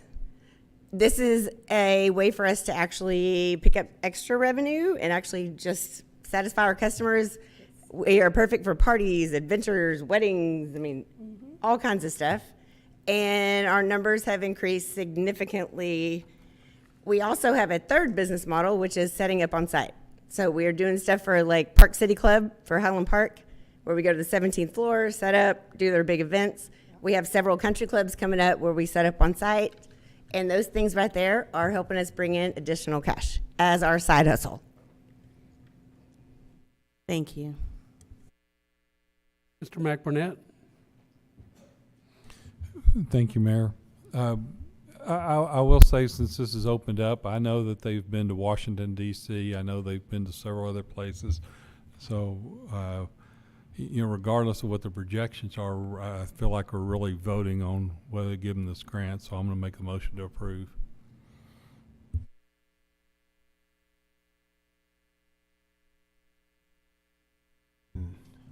Approved by Councilman McBurnett. I'll second the motion, Mayor, but I do have a question. Okay. Proceed. Okay. And this might just be another kind of general question. Again, just thinking back to our policy.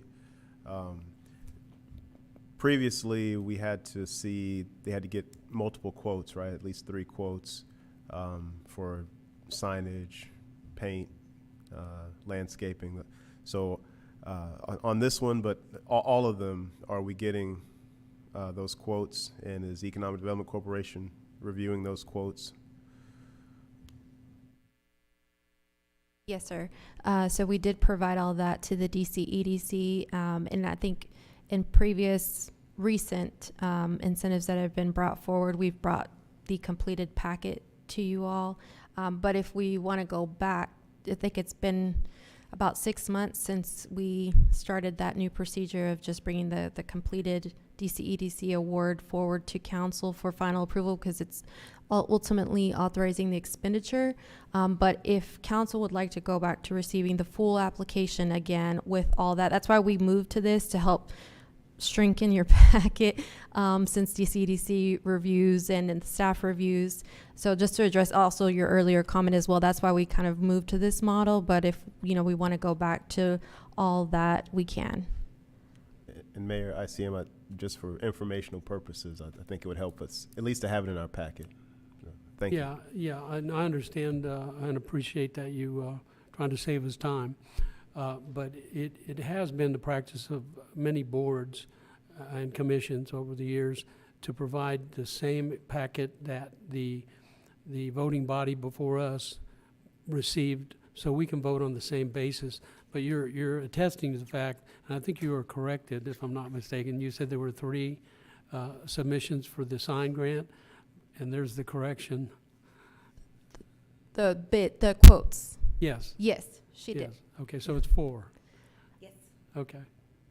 So I guess since we have a motion and a second, I think what we're looking for is if you're confirming to us that you received the standard 3 or 4, and you reviewed those submittals, that's where we're at right now. Yes, and we do.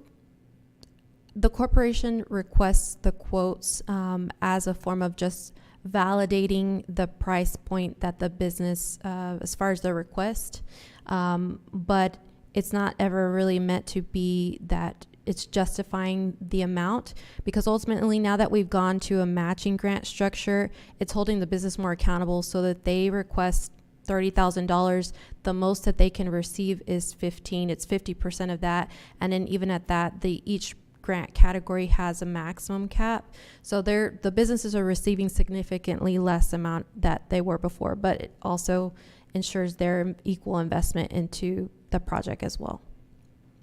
Yeah, well, I'm satisfied with your answer, but maybe it's a discussion we can have Absolutely. with y'all later on to come to a conclusion as to whether or not we need to get that information as part of this Yes, sir. vote tonight. So we have a motion and a second. Councilman Pennebaker.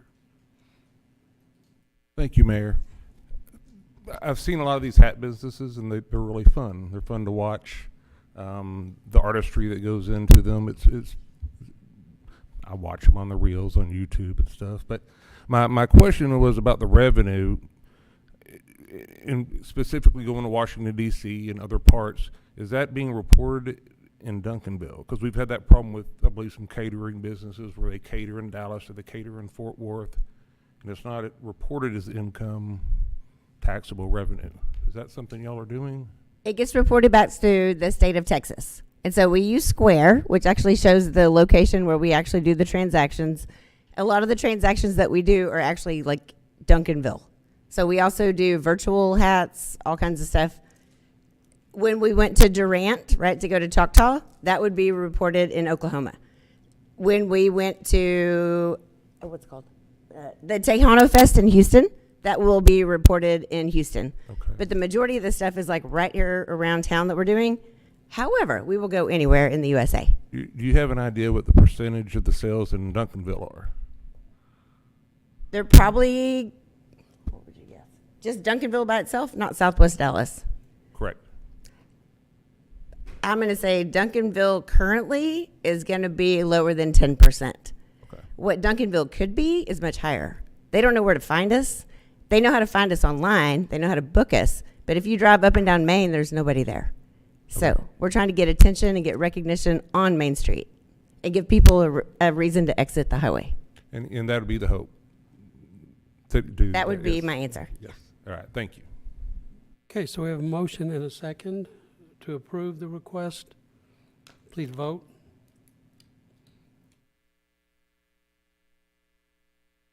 Thank you. Thank you very much. And hats on. Okay, item 8F. Are we 2F? 8E. Consider a resolution for economic development incentive agreement between Duncanville Community and Economic Development Corporation and People Folks LLC. Yes, so this is the fourth and final application being brought forward, the incentive agreement, should I say, for People Folks. People Folks is a new multi-use community-centered concept led by managing partner Tim Maiden, an 18-year Duncanville resident with over 25 years in commercial banking and extensive service to the community, and culinary and creative director Gabrielle McBay, who is present tonight to help represent the project, a nationally recognized food and culture innovator. People Folks will serve as a neighborhood anchor that blends food, recreation, and cultural programming. It is intentionally being designed to function as a quote-unquote third place where residents can gather and build meaningful community connections. This is a photo of where the project is located at 202 West Center Street, Suite 103.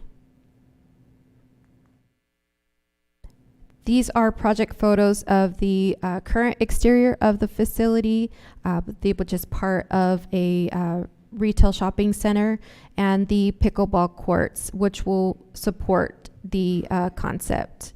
Which, the pickleball courts are already in place and being utilized in an appropriate way as far as what's been allowed. This is a rendering of the proposed signage on the left-hand side for the new business, which is one of two of the requests that they brought forward to the DCEDC. The right is a rendering of the concept and what they hope it will become after completion, and furnishings, layout, all of the above. Project overview, People Folks LLC requested funding to complete for the following: a new grease trap installation. So they submitted an infrastructure grant request to ensure compliance with current environmental and plumbing codes, support of their food service operations. And the second request was for business signage to support and promote their new coffee and cafe concept. Reservations and programming for the pickleball courts currently located on the property will be an extension of their concept. So the following revenue projections were provided by the applicant. Of course, there are projections because they are a new concept, has not been in existence thus far, but they do expect to increase with expanded marketing and outreach, social media efforts, and drawing attention as other concepts in the DFW area largely have become popular, those that are largely centered around pickleball and outdoor entertainment. So they are very expectant of success. This project, they hope to create 15 positions, with at least 50% of those being staffed by Duncanville residents. So the Economic Development Incentive Agreement with People Folks totaling $22,742 was approved by the DCEDC on May 18th, with the same exception for the signage grant. As mentioned before, because they are a new business, they did, there was an exception in order to bring them forward to the DCEDC in order to also get them approved. That exemption was noted in the approval for their awards, and the public hearing was also held on May 18th. Ms. Gabrielle McBay is here to help answer any questions that you may have. So, has the building inspection department confirmed that the size of this sign meets the requirements of the sign ordinance?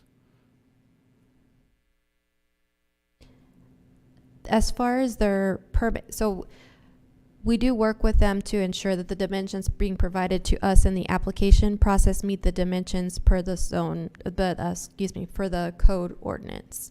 But of course, the permit won't be taken out until they are ready to proceed with that. Yeah, I'm just eyeballing it, but the old building inspector's coming out in me. So as long as I know that they're, that the appropriate people, be it building inspections, are abiding by the regulation that they can have 1 times the length of the frontage of their business. And assuming I'm looking at the frontage of their business in that picture, which looks very nice, by the way, then that sign close. Yes, and ultimately, in order for them to receive reimbursement, they have to abide by the codes and Okay. ordinance. Yes, sir. All right, thank you. Mr. Kuntz? Hi again. So, how long has People Folks been in existence? People Folks is a new concept. Hi, I'm Gabrielle. Nice to meet you all. People Folks is a new concept, so not currently in existence, but we've been basically doing renderings, the business plan, concepting, and menu development. Okay. Because let's see. So, is People Folks doing the application, or is this? So someone else is doing the application then, right? No, People Folks, I'm an operating partner of Tim, so we are both working on the project, but Okay. I will be the owner in basically running the shop. Okay, so People Folks isn't in existence yet, though. Not yet, no. Okay. And then it says on one of the slides that there'd be 15 staffed positions, and so what would some of those positions be? Some of those positions will be managerial positions. I also would like to have some interns from Duncanville ISD and students that are like in the culinary program and hospitality programs. So some of those positions will be part-time, but a few of those positions will be full-time managerial like positions. And then 1 or 2 more. So this is primarily for the infrastructure, right? Looks like Yes. for the grease trap. So my assumption is that there's a, we can say on the, sorry. We can go back to the other one. Thank you.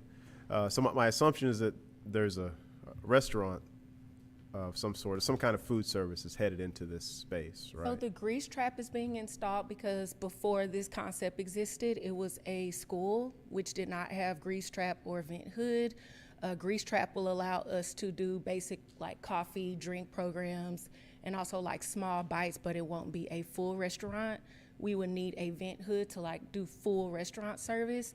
And so the concept is for coffee, matcha, cold brew, and small bites that can basically be heated like in a convection tabletop oven, not a full kitchen. Okay.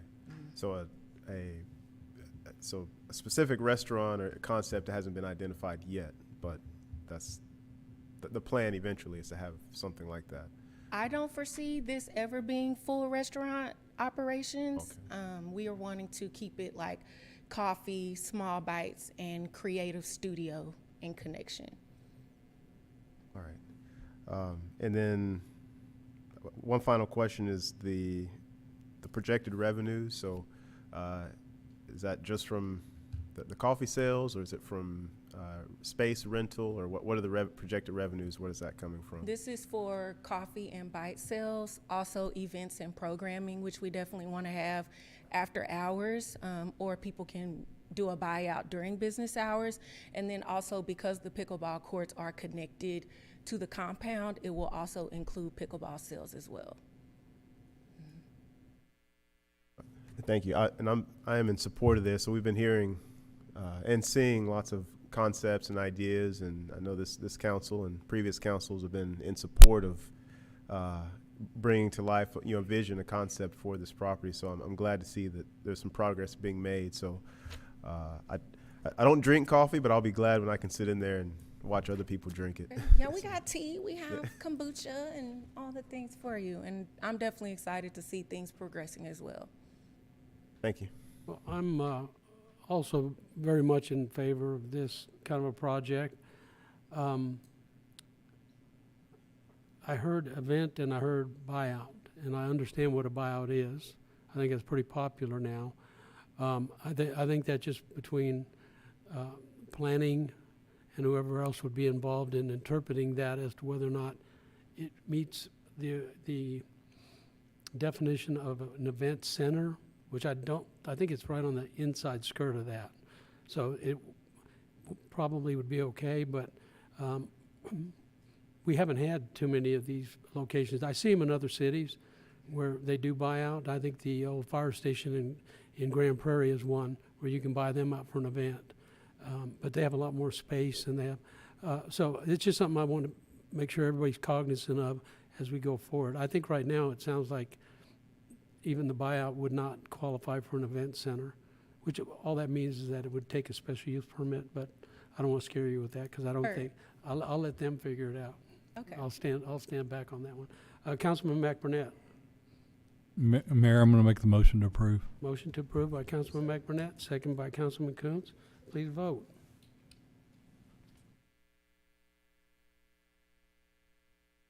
Have coffee. Yes, or tea or something. Thank you. Thank you. Okay, final item under 8, consider authorizing the city manager to submit nomination packet to the Texas Economic Development and Tourism Office.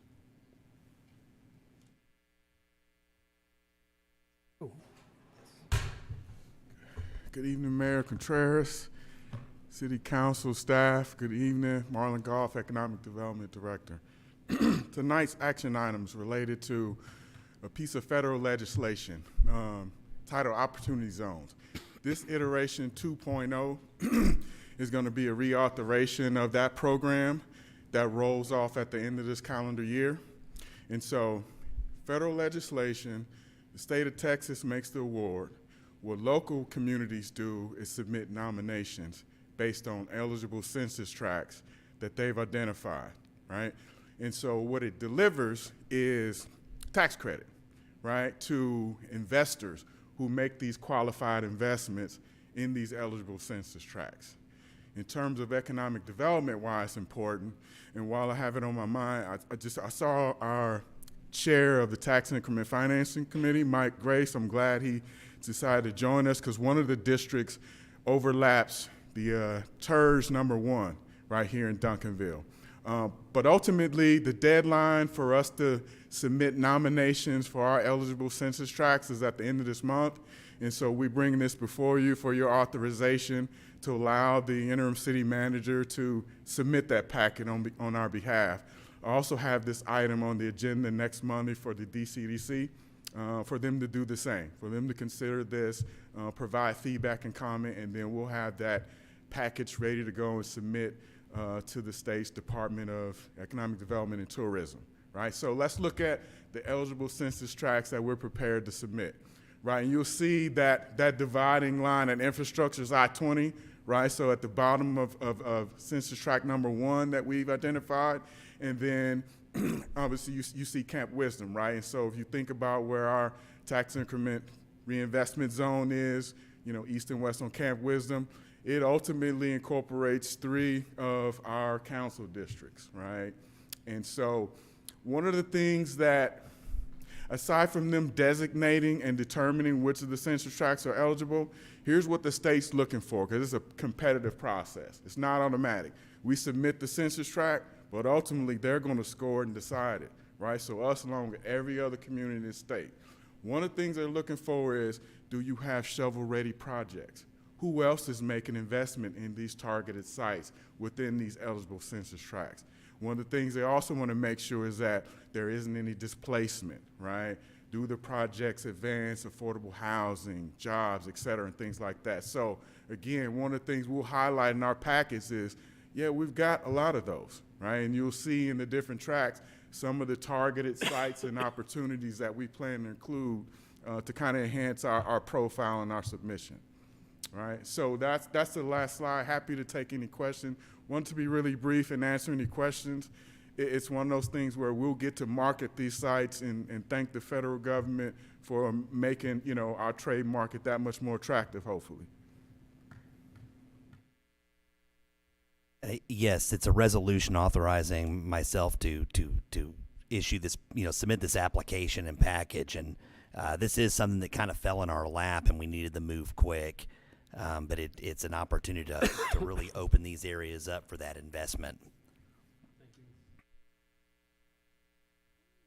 Thank you, Mayor.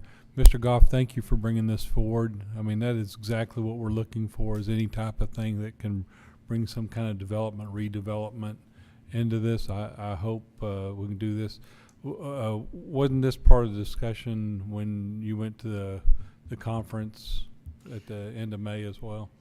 Yeah, and since then, right, we talked about some of these sites, right? I actually reached out to one of the local developers. He had a meeting with our DRC team, pre-development. It's the site at North Duncanville Road and I-20, right? So he's going through that process. He stayed in touch with me, throughout the comprehensive plan and his pre-development work. But he's excited because, again, that makes those pad sites that he's marketing, it adds another layer maybe of competitiveness, right, to attract, some more commercial retail users if they can add to that a tax credit on their capital gains because they're making investments in our qualified census tracts.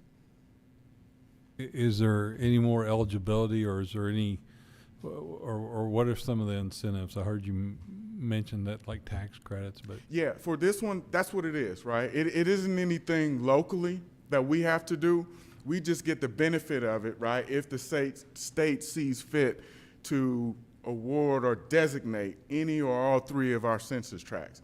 If they do, we'll say when they do, right? Now we'll be able to say, hey, in addition to maybe our local incentive toolkit or just how good it is to invest in our economy, for your investment, you can get a 10-year tax credit on your capital gains from the federal government, right? So we don't necessarily have to do anything other than to market it, to make investment aware of this additional tool, right, to amplify the merits of doing development in our local economy.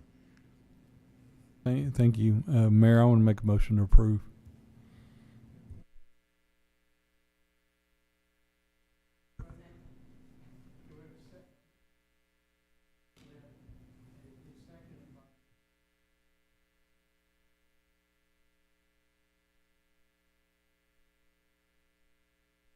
Thank you, Mr. Mayor, and I too, it's more of a comment than a question because I knew we would probably foreclose on our ability to discuss the motion. But I do just want to say I agree, as my colleague, Mr. McBurnett, that this is exactly in the direction that we'd like to, that I think that we should be headed. As a member who served on the steering committee of the comprehensive plan, one of the things that we were very, very intentional about doing is about IDing those areas that we could add additional thrust to, if you will, in terms of in our TIF districts. And I think this is yet just another tool. And I think each of the identified tracks track with the areas and opportunities in our comprehensive plan in order to move Duncanville further along in our economic growth, development, and the sustainability of that area. So wishing us the very best of luck as we pursue this application. Thank you, Mr. Mayor. Motion and a second. Please vote. Thank you.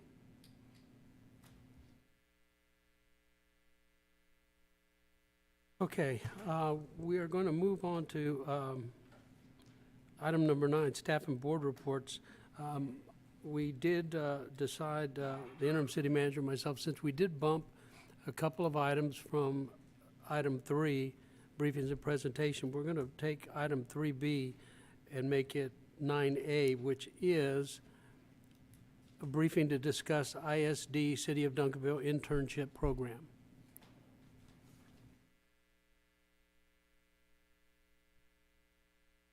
We're just making a couple adjustments to the slides real quick.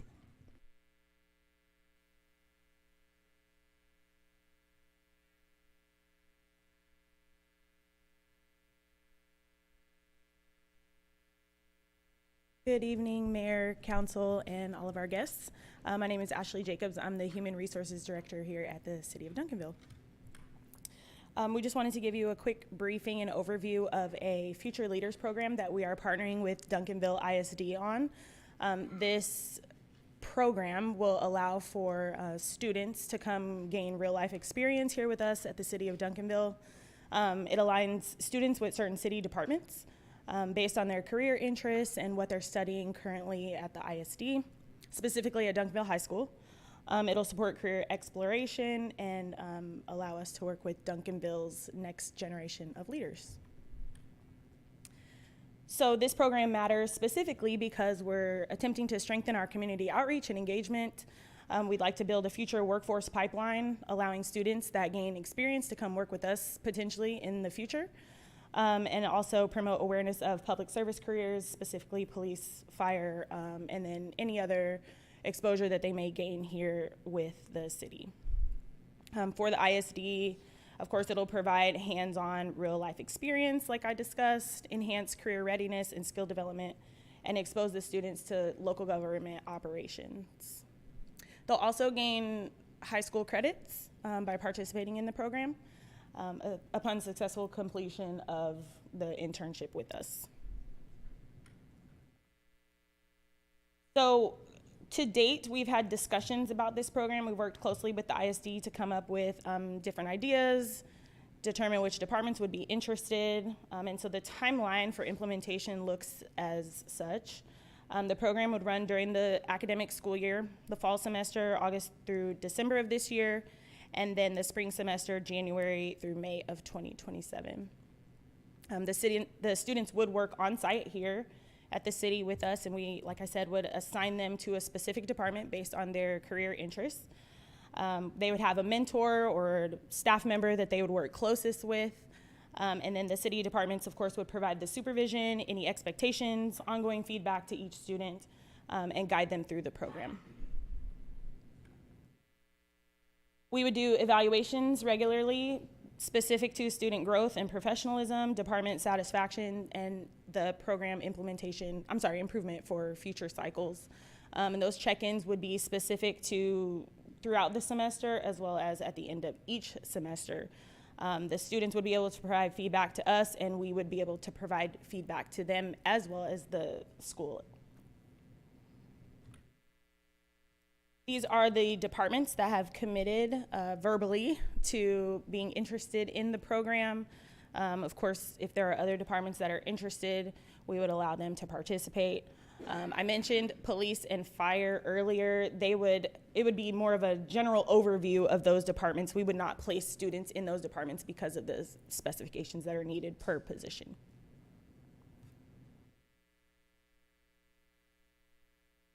Any questions? We would bring this back to you at the next council meeting for consideration, but we wanted to brief you on the program before we did that. Thank you for that. Mr. Davis. Thank you, Mr. Mayor. Thank you, Ms. Jacobs, for your presentation. These are just, I'm just as a human resources professional by day and as a person who was a beneficiary of a high school internship program and a college program, I just offer these things up, I think, just as observations and opportunities, I think, to really enhance the program. One of the things I would encourage us to really look at is a single point of management for those high school interns, because as you know, high school interns sometimes need a little bit more of care and nurturing and direction than a college intern. So I would encourage you for us to think about that. I also would encourage us to consider diversifying our internship reach. One of the things that I think in terms of our skilled trades and some of our other more technical roles, it's a great pipeline and an introduction into future city careers and employing individuals in certain fields here within the city in terms of creating a pipeline. So there may be a really good opportunity to help connect the school with the city in terms of those functioning things. But outside of that, I think this is an exciting opportunity and look forward to reading the MOU when it comes back. But just some musings, I think, that would help us think strategically and drive more impact from the program. Thank you. Thank you so much. Council, any further comments or questions? Okay, so this will come back to us July 7th. Okay, Yes. July 7th. All right. Thank you. Yes, sir. Thank you. Okay, in keeping with our moving of items from the work session, item 3C will be now moved to 9B, which is a briefing, which is an update on the field house facility management services. All right, good evening, Mayor and Council. Mark Rauscher, Assistant City Manager.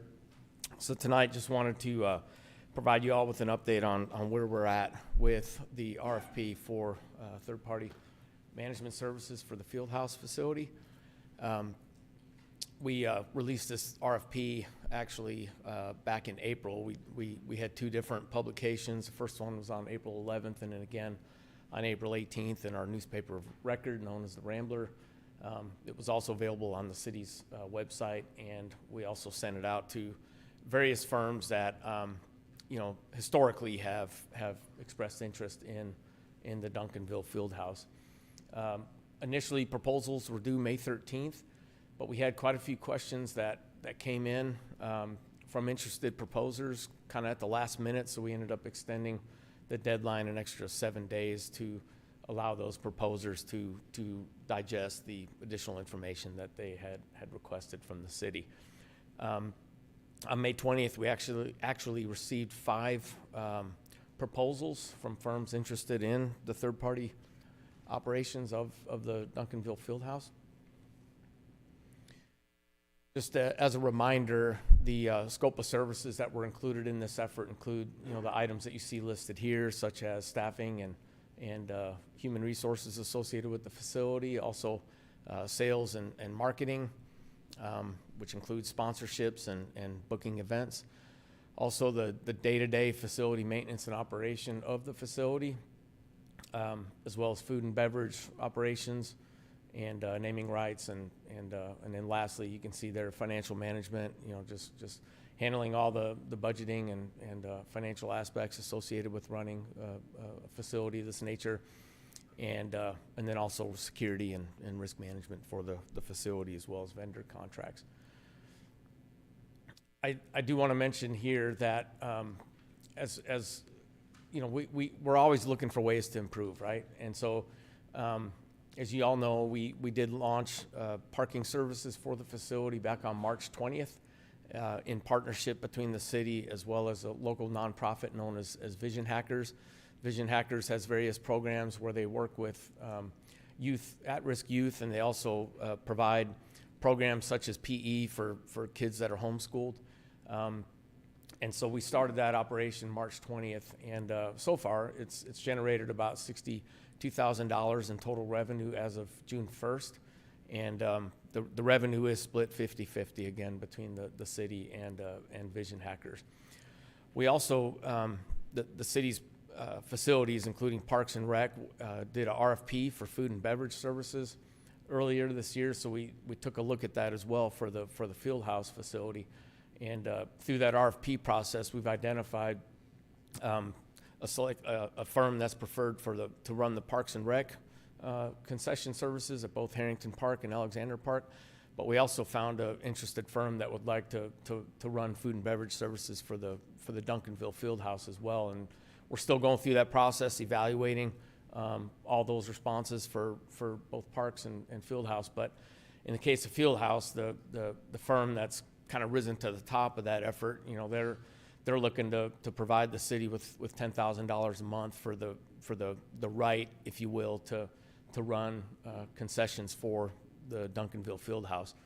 They would also invest about $80,000 in capital expenditures to upgrade the food and beverage area of the Fieldhouse, and they would, if selected, if we move down that road, they would be able to make those improvements within about a 4-week period. So it would be a pretty fast turnaround, for that infrastructure upgrade at the Fieldhouse. And that $10,000 number, that's in the first 2 years. Each month, $10,000 for the first 2 years, and then in years 3, 4, and 5, that number would actually go up to $12,000 a month for the right to essentially provide food and beverage services for the Duncanville Fieldhouse. This would also negate the need for for the city to have labor expenses associated with the food and beverage operation. That equates to about $80,000 a year just for staffing of the food and beverage. And then when it comes to like the cost of goods and services, buying food and equipment maintenance and so on and so forth that the city currently absorbs, that would be a savings of about $325,000 that would come off the board. But at any rate, because the city was already looking at food and beverage operations to be outsourced for other departments, we thought it'd be wise to look at Fieldhouse as well. And so there'll be more information in the future on that for consideration. So as far as the primary RFP process for the third-party Fieldhouse operations, we are currently working through the 5 proposals. There's some items that we are in the process of requesting additional information on, and that should be going out in the next day or so to those proposers, and then they'll have 7 days in order to provide responses back to us related to that. And then what we recommend is that maybe we look at, as far as the evaluation process itself, maybe look at a hybrid approach where we have 2 or 3 council members along with some staff members from the management team that would actually evaluate the 5 proposals. Once that's completed, and if that's the road we still want to go down, then we would identify obviously the selected third-party vendor, and then we would need to work with them on developing a transition plan, which would require looking at several items that you see listed there, such as how do we handle existing staffing, how do we handle the handoff of the baton, if you will, in terms of impacts to daily operations, scheduling events, and then also just making sure that we have everything lined up as far as budget impacts with the transition itself. And so I know the city recently, a little over a year ago, went through something similar with the library facility, so we would have some of those same aspects that we would need to look at as part of that transition. So with that, I know it's kind of a lot of information, but would be happy to entertain any questions that you might have this evening. Okay, Mr. Rauscher, 3 things that caught my attention, and I want to be clear with folks here in the audience tonight and with anybody else that might be watching, and I said this at a previous meeting, that, and you didn't imply otherwise, but I want to make sure everybody understands, no decisions have been made.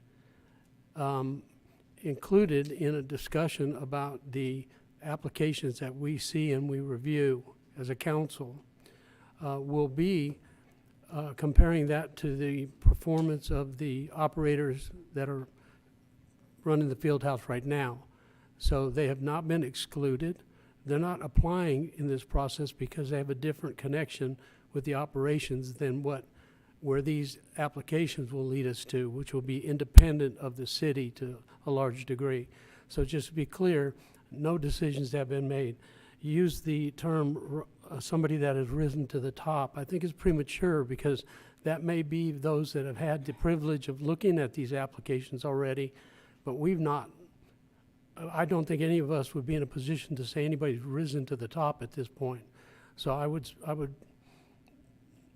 back up a little bit from implying that somebody has risen to the top, because this body who's going to decide has not looked at the application, so no one could possibly have risen to the top. The second, it's just a reminder that this is council-driven. From the very onset, this is council-driven.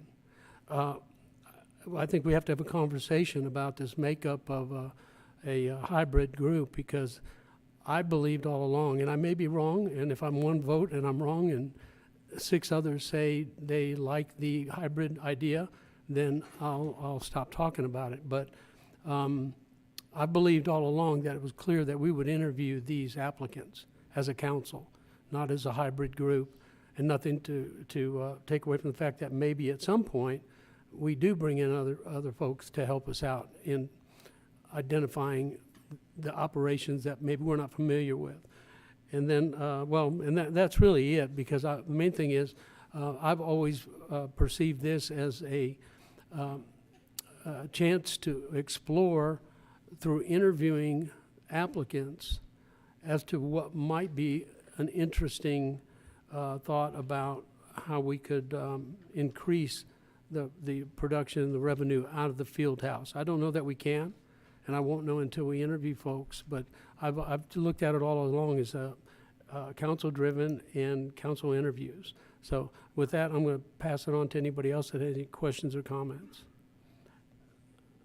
I would like to clarify, if I could, real quick. Sure, You know, sure. when I said risen to the top, I was referring to just the food and beverage RFP. It was a separate RFP that was part of all city facilities.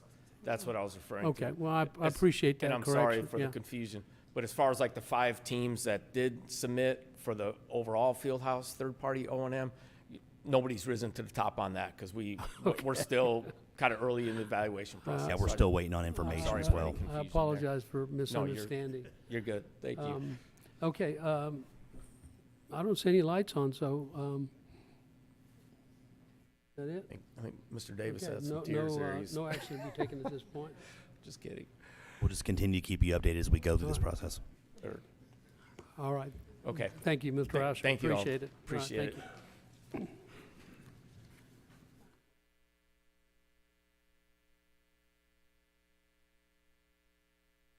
All right, now we'll get back on schedule, which is going to be Bloomfest Music and Arts, and you're ready to go. I am. I assume y'all are too. So I'm Devin Hanley. I'm your special events planner. Hello, Mayor, Council, City Manager. So this is a quick recap of Bloomfest 2026. So this was our second year for our signature event. The whole goal is to build on the event yearly. We want to involve more artists, more art-themed activities. We had 48 market vendors, and 15 food vendors this year. So our successes, we had great music and dance groups. The Mosaic Community Art Project was incredible. It had a lot of people going with it and filling out the little tiles and giving them back. So I'm super excited to see the finished project for that. Ella Fair inside the Senior Center was a huge success. The artists there really enjoyed being there, really loved it. They want Ella Fair to stay being a part of Bloomfest. We had some amazing photo ops that were created by Village Tech, our merch center, et cetera. The splash pad was open, and we showcased local talent of William Madison and Huehue Coyote Folklorico Group. Areas for improvement, moved the second stage closer to the pavilion. We had feedback. I sent surveys out to the vendors, the performers that were there, kind of asking their feedback. They liked this 2 stages. They wish they were closer so people didn't have to move back and forth, which is something that we, while the event was going on, talked about. So we 100% agreed with that. Bring in more multicultural performers. So that's my goal for next year. Extend the hours of the event. Staffing is kind of hard. So for us, I don't know about extending the hours, but I appreciated that feedback. And then partnering with more art and music groups in the area to grow the event and make it larger, which we are currently working with. Advertisement, we advertised on Facebook and Instagram, flyers that were delivered to businesses, the apartments, ads in Best Southwest Now magazine, both local and the Midlothian community, Midlothian area, calendars on various DFW pages. The Rambler was on site for press coverage, and we had ads on the kiosks, the TVs in City Hall and the Rec Center, the LED out front, etc. So the attendance, our total for the attendance was 3.9 thousand, and that was of different people that were there throughout the event, not at one time. That's the entire attendance total. The highest we had at our peak was 1.7 thousand, which, looking back at numbers from last year, our total numbers for Bloomfest was 3.7 total last year. The attendance was 2.3 at one time, just to reflect on the numbers from last year. Our furthest north was Bell Buckle, Tennessee. South was Baytown, Texas. Furthest east was Tampa, Florida. And furthest west was El Paso, which I just thought was cool to see. And it wasn't like one person. It was multiple people. Like Bell Buckle, Tennessee, there was like 23 of them. I'm not confident where they came from, like where they were. It was not any of the acts. So I just thought that was cool. The cost breakdown. So our budget for the event going in was $80,000. We had $9,900 in revenue, $3,500 in sponsorships, $2,780 for the grant that we got from the Texas Commission for the Arts. And then our overall cost was $85,670.59. The total cost to the city after getting all that money back was $69,428.79. Ooh. So sponsors, we reached out to numerous businesses for the sponsorship opportunities. Harmony School supplied all of our student volunteers. Methodist Charlton sponsored the VIP area. Village Tech created the photo ops, printed the marketing materials, and created the live stage setup, the archway that was above the stage, because Parks Department did build us the stage. And then Duncanville Arts Foundation and the Arts Commission sponsored and put on Ella Fair. So just some fun photos. And then looking forward to 2027. So the date that we are looking at is April 24th. Normally I try to keep it that first couple weekends in May, but we do have the election that very first Saturday. So that's why we bumped it up to that last Saturday in April. And we do have a backup date of May 15th just for the rain, because we all know it's very rainy here in April. And then same time from 4 to 10 p.m. Questions? Well, I'm going to tell you it was a great success. Thank you. It was organized. We had a lot of fun. We're going to bring our own umbrellas for shade next year on the council. Well, we'll move the stage, so it'll be a little more shadier. Okay. Well, that wasn't criticism. That was just a fact. We'll bring umbrellas. No, it was a great event. And one of the things in your report here is, seeing the people that come from different areas. If those were the furthest out, I would imagine there were people from everywhere from those points in between that came out to the event. And then the sponsorship and the people that are contributing to these types of events show that this is truly a community event that has the attention of some pretty important people that are willing to invest in our events. And I'm really proud for you that you have those people supporting the event. Thank you. Ms. Gooden. Thank you, Mayor. I'll make mine very quick. I love this event. I think it's very artsy, and to see all the creative photo opportunities that you have there, I love to see that, and I love to have any event going on. But I would like for us to try to figure out a way where we can draw more of a crowd. The numbers that were presented tonight, that also includes the vendors that were present. Yes, in the there's park. no way around that. Yeah. I can't exclude them. I did exclude the splash pad just because I know there were a lot of kids there, and I wanted to not necessarily include them. Also, kids, it records cell phones, so unless those kids have phones, they're not getting counted they're not in the anyways. counted. But I did want to make sure I was trying to get as accurate of the number as possible. Okay. So yes, if there's any way, I don't know, I don't have any marketing background, but any way we could get a higher number there, Yeah. because it's a lot of work that goes into it, and it is a beautiful event, and I would like for our community to come out and enjoy all the hard work that goes into it. Thank you. Thank you. Yes, Francisco and I are working to kind of increase the marketing for all of the events, but especially this one because it's new. Mr. Veracruz. Thank you, Mayor. More of just a comment, but I love the idea of giving us the tickets to use on the vendors. So it pours back into them. It gives us options. So that was a great idea. Thank you for that. Thank you.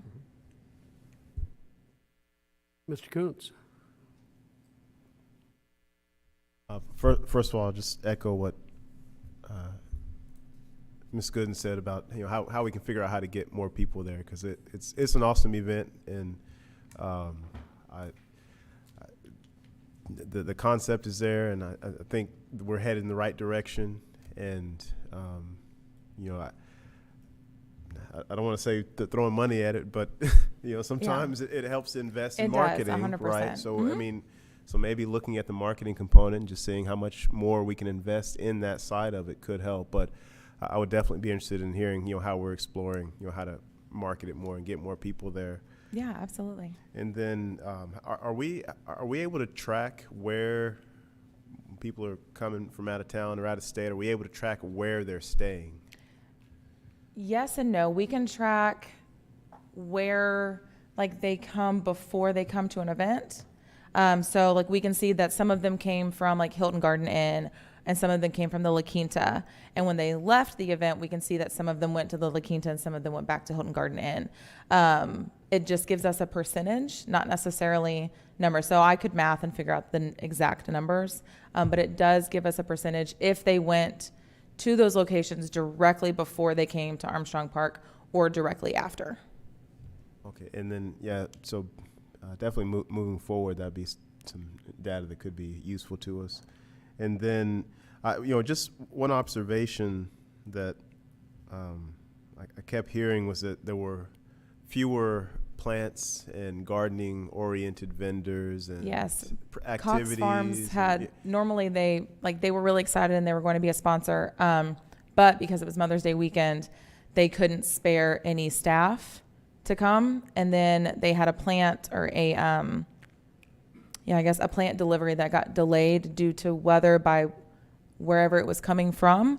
So they did not get as many extra plants as they thought they were going to get in order for us to put stuff around the event. Okay. So they have us marked down now for next year. So since it's not on Mother's Day weekend, hopefully it'll work out a little better for all of us. Yeah, and I love the, as a musician, obviously the music component and then, of course, the art component. But yeah, I know a lot of people were, again, just observing that, some of the blooms yes. had been. It was not the weren't a intention, part but of it was the Bloom result. Fest. Yeah. Yeah. So, yeah, it's good to hear. Thank you. Of course. Okay, I'll get on to Mr. McBurnett, but Mr. Abernathy, do you have a comment? Well, I was going to point out, she mentioned earlier, obviously this weekend we did, it was happening the same weekend as Mother's Day, and I believe there was also some graduations and other events going on. So another reason why that April date may be possible is, obviously we definitely can't do it the day of the election. That won't work. But maybe that's why that April date may be something to seriously consider, just because if there are going to be those graduations, those big events, I mean, that could take away from some of your crowd. Mr. McBurnett. Thank you, Mayor. I do want to say I think it's a wonderful event. I think it is a community event, which really was going to lead me back to city manager, is that I know that we have or we're going to do a communications audit, or is there a update or a status, or is that pending? We just got, we finalized all our quotes, and I think we're pretty much ready to go as far as moving forward. But Mark, maybe you have some additional information that I don't. So Sure. So we've identified a few different firms that can assist us in this effort, and we've pretty much made a selection. So now we're just kind of working through the dotting the I's and crossing the T's. But yeah, we want to launch that this summer. Should be about a 4-month long effort once we start on that audit. Okay, thank you. All right, thank you. Thumbs Still up. here. Hi, everybody. Hi. right. Devin Hanley, your special events planner. So just a pre-event briefing for Red, White, and Goals, our 4th of July weekend event. So 4th of July is typically our largest signature event. It does bring in annually 10,000 plus attendees. Last year was 12.4. We do request attendees to pre-register for wristbands, and they are actively pre-registering for those wristbands. They will be available for pickup the week of June 29th here at City Hall in the Rec Center. We have the wristbands in. They have been given to our front desk. I will take them over to the Rec Center. So they do have all those available. And we are sitting currently at 8,000 registered for the 4th and right around 2,000 for the 3rd. Which I expected less attendance on the 3rd just because it is the watch party. And obviously the 4th is going to draw much larger attendance. So the parade does begin sharply at 9 a.m., the Lions Club parade. They have their load-in check-in area, and their staging area will be the same as last year. There is a small edit. Council, you will have golf carts, not the trucks from Freedom. But DCDC will still have the trucks and Jeeps from Freedom. So it will remain on the same parade route that we have used for 4th of July, Christmas, etc., all of those parades. So it will be the same. And the police do intend to keep the one lane going on northbound on Freeman open and eastbound on Wheatland open for traffic with cones and police present. So again, just a quick refresher of the parade route. So run of show. So July 3rd is going to be from 1 p.m. to 8 p.m. There is a 1 p.m. game and a 5. It's actually 5:30. When I made this, the last report I had seen was at 5, but it is at 5:30. And then the game that is after that is at 8:30, but we will not be showing that one. We will be ending at 8. So everybody can go somewhere else to watch that. Then for July 4th, we have the Lions Club Parade at 9 a.m. And then our event here at Armstrong Park is from 4 to 10 p.m. The DJ will start us off at 4 p.m. and then Ice House Dallas will go on at 5:30. Deja Vu will be at 6:30. Soda La Cumbia will be here at 7:45. Then Ice House Dallas again will go on for their last set at 8:45 with the fireworks starting at around 9:40. And that is a 25-minute show.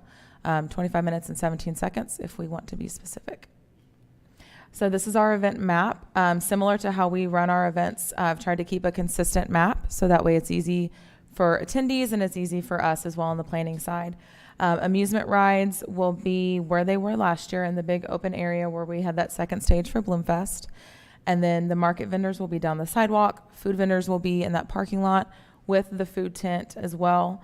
Then we will have our VIP tent located where the green tent is, which is where it was last year, and it will be AC'd just like last year. Then for the third, where you see the gaming consoles, those will be the Duncanville Soccer Association will be there running mini games, skill drills, things like that. So that will be their area for the third. And then for the fourth is when the gaming truck will be there. So they're just kind of swapping out. And then we will have the fence up. There will be the 2 entrances at City Hall as well as the Senior Center parking lot.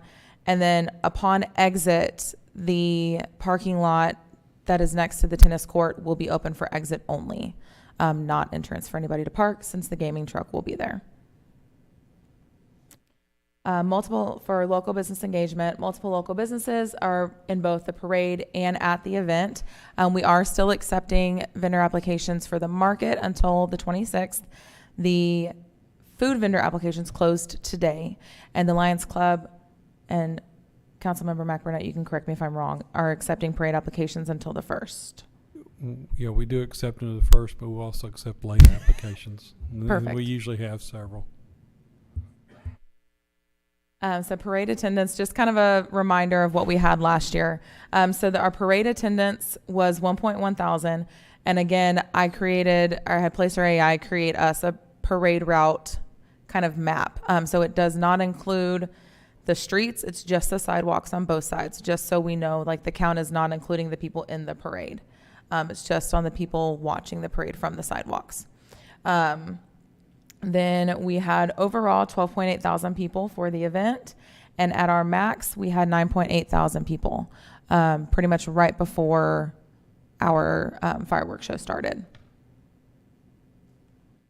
So the performers, again, are Deja Vu, who was at Bloomfest. They got second place, just as a reminder, for Battle of the Bands. And then Soda La Cumbia, who has a huge following. They've performed numerous places. The State Fair is a big one for them. And then Ice House Dallas, which is very similar to Emerald City, just Ice House. But it's that same vibe of party. It's a good time.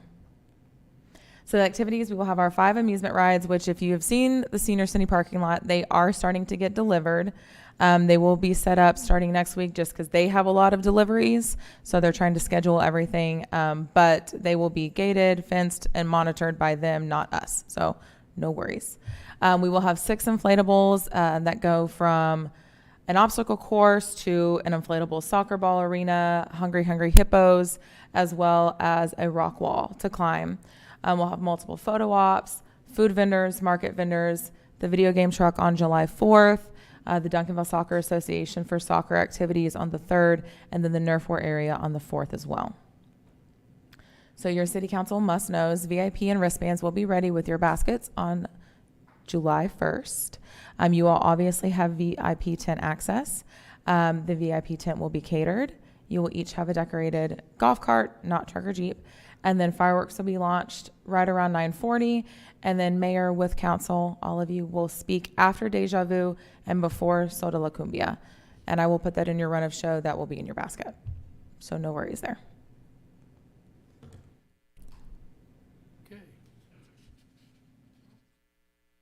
Oh, I'm sorry. Good. Thank you, Mayor. I love to participate in this event. I love the 4th of July. So, I'm glad to see that we're bringing back the golf carts. I'm excited about that. Now, we would normally meet up at the senior center to ride the bus over to our golf carts previously.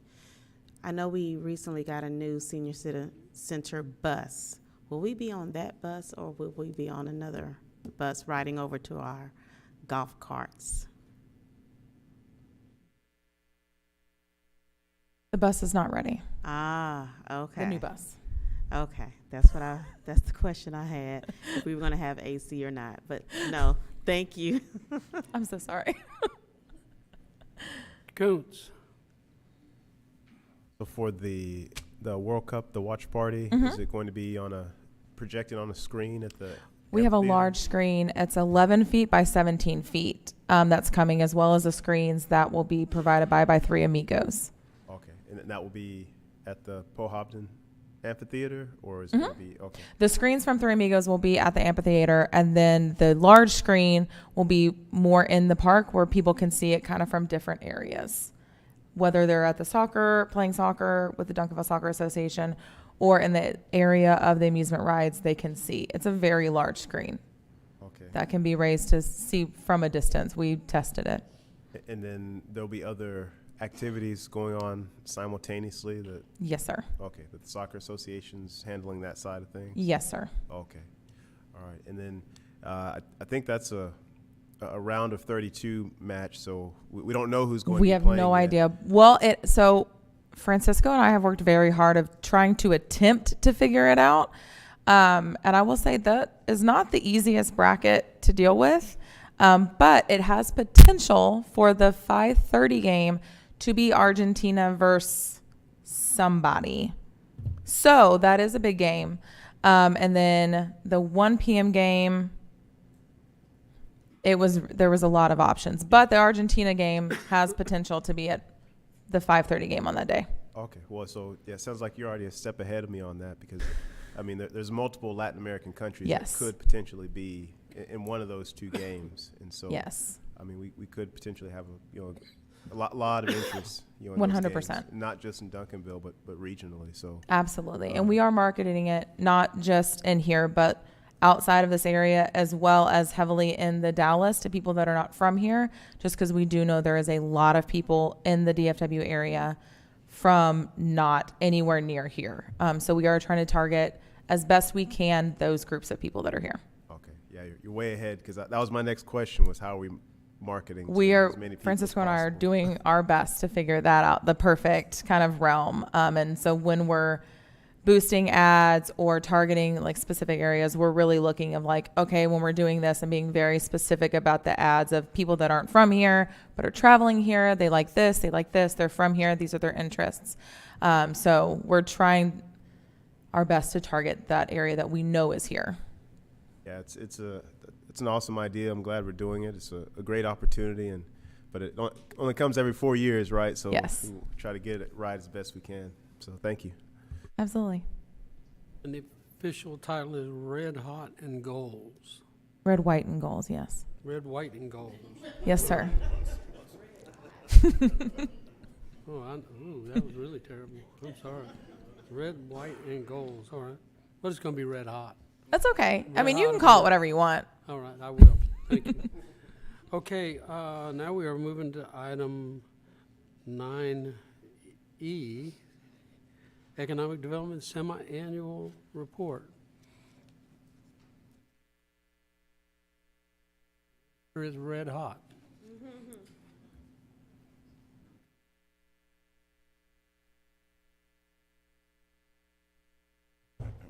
Evening again.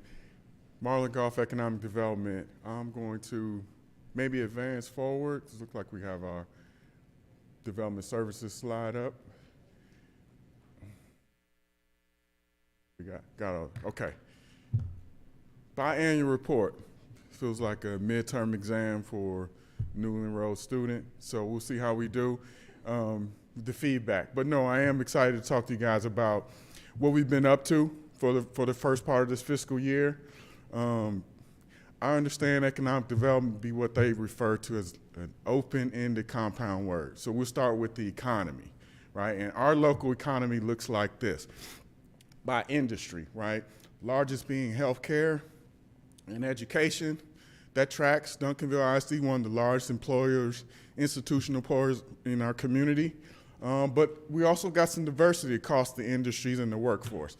According to the most recent census data, our population is just shy of 40,000, right?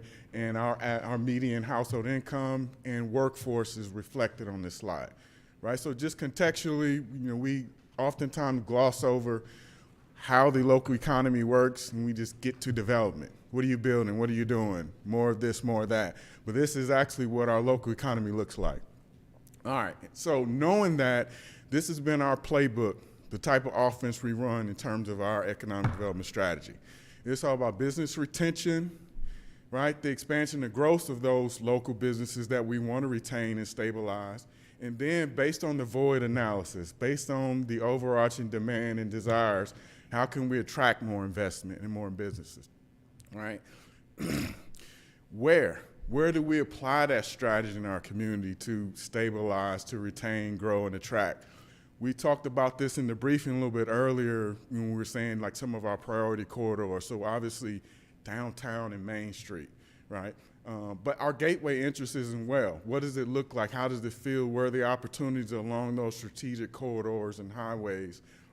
Certainly of which, Highway 67 and I-20. And then Duncanville Fieldhouse, one of the largest, attractions in our city. We get a lot of unique visitors, over 400,000 per year. That's a strategic site for us as well. And then, okay, what are the type of projects that we are looking to attract, that we want to evaluate in terms of investment, incentives, and participation? So things that obviously grow our sales tax and property tax base, what the investment looks like. Are these projects creating jobs and more revenue? When we look at the geography of our community, a lot of the available land space is spoken for, right? So development looks a little bit different in a community like ours, where some of our neighbors and peers, still a lot of greenfield development opportunities, right? And so this is an example of when we say business retention, the activity equates to physically visiting, touring, meeting with businesses in these commercial corridors. So snapshot, little over half-year report with our 3-man team. We're on our way to hitting our milestone of a minimum of 60 touches physically with our businesses. And that includes just scheduled visits, drive-bys, tours. This is what that looks like. And then across the different segments and by month. So this is one of the metrics that we'll track internally as a key performance indicator. But there's a lot that we discover when we make the time to visit and meet with those businesses and talk with them. A lot of it's confirmation. A lot of it is, things that we can take back and evaluate. Our staff presented earlier a series of design incentive grants. And she mentioned earlier how we, refreshed that project, that program, rolled it out. So now we have a defined period of where we're evaluating those grant incentive opportunities. So that started in December. We just closed out that period, and you guys were gracious enough to approve those awards. Again, a breakdown of what the design incentive grants were on the left. But here's an example of sometimes projects don't fit within that neat box of design incentives, right? We aren't always able to dictate when the investment knocks on the door, when there's an opportunity to, be strategic. And so, and then the nature of the projects, the where, what the needs are literally on a case-by-case basis. So here's just a snapshot of some of the projects, right, that we've advanced and improved already on this calendar year. And I would say there's probably another 5 to 7 in the pipeline that may make the data before we close out the fiscal year. Here's an example of one of the projects that was awarded a few years ago. More Supply Company, right? back to the economy.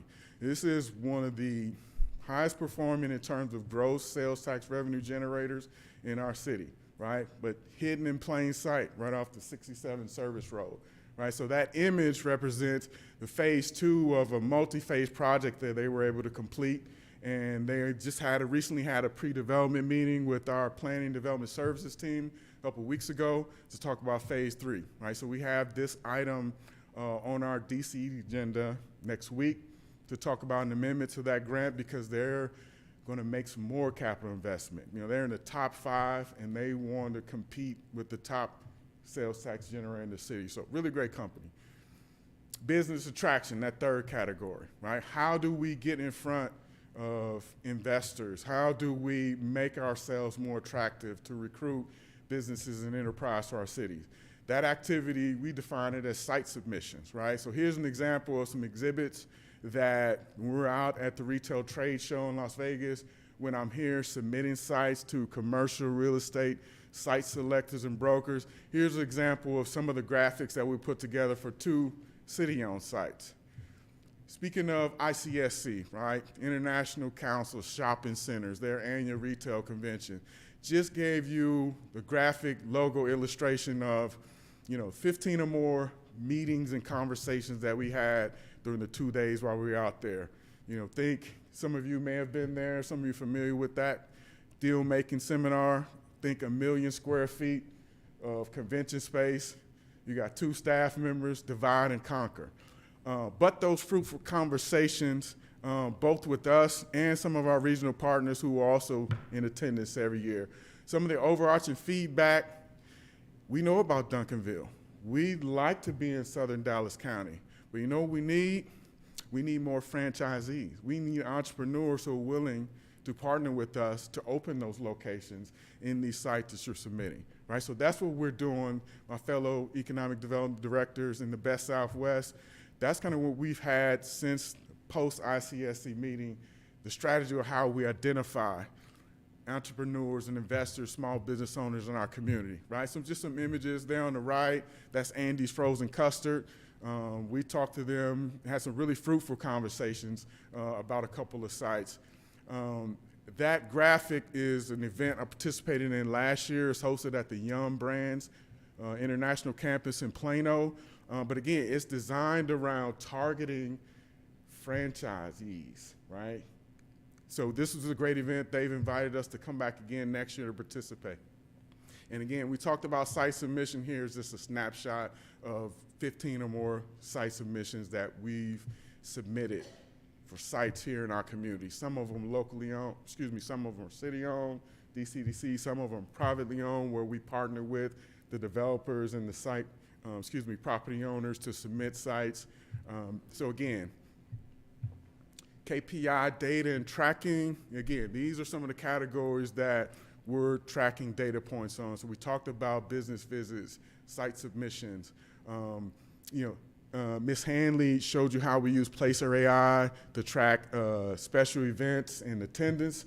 We also use that tool to put together data packages during our site visits for local businesses, right? We can give them that intelligence. Hey, here's the customer profile who shops at your store. Here's where they're coming from. Here's some data about the household demographics. And so, again, that's just a resource that we're able to give and provide to them for free.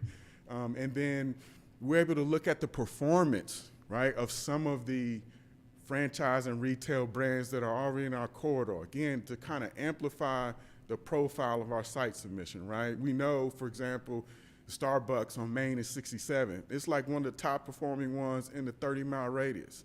Same thing for some of our others. So when we're talking with these corporations, these site selectors, as best we can, we're using this data to put our best foot forward and show that you can actually make money here in Duncanville. Some of the stores are here. They're some of the highest grossing ones in the region.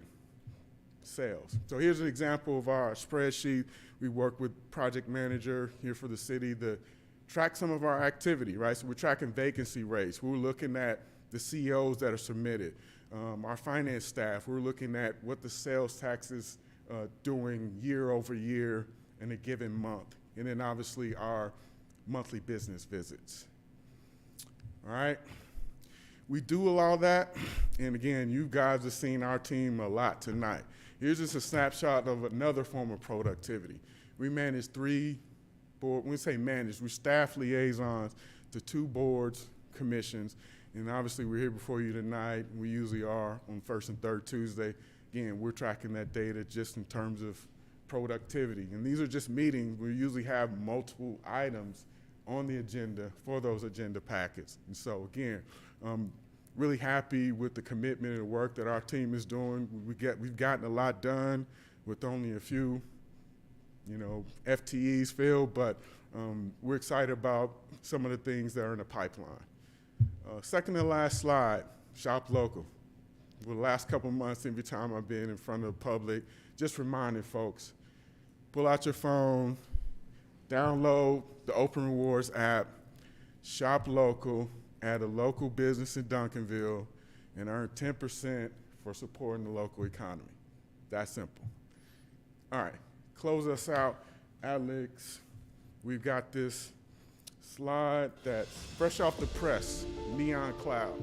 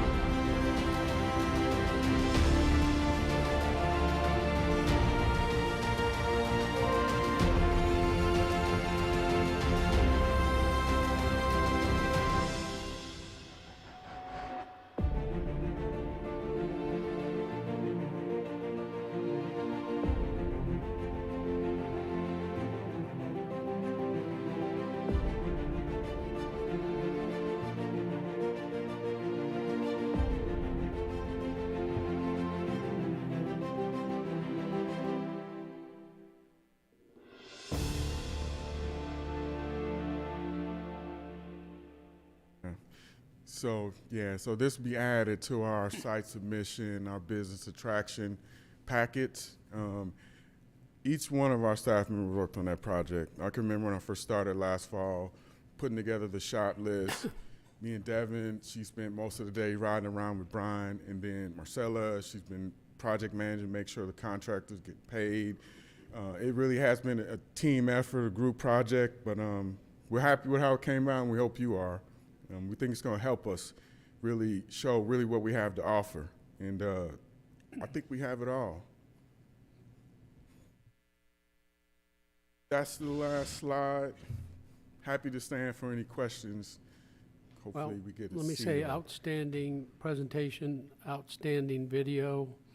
And I can't tell you how pleased I am personally, because you and I talked probably close to a year ago, and I met with consultants from MRB, because what was lost in the discussion at that point in time was the potential for Highway 67 and the corridor coming off of Cockrell Hill.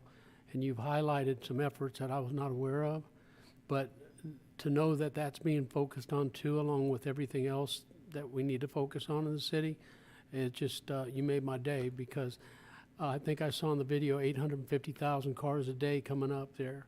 850,000, and I've known for a long time they're coming from as far away as Cleburne, Alvarado, then Midlothian, Cedar Hill, Glen Heights. All those cars are coming up there every day, and they're in lockdown during a certain part of the day, and a lot of them are cutting through as a result to Main Street, Clark Road, Cedar Ridge, and Cockrell Hill. Some causing a little bit of traffic congestion, but others stopping and telling restaurant owners and coffee shops, when they say, how did you find out about us? Well, I was taking a shortcut off of 67, and I saw your store, so I thought I'd come in. So I can't thank you enough for recognizing the potential for 67 to be actually the first stop when people are coming into Duncanville southbound on 67.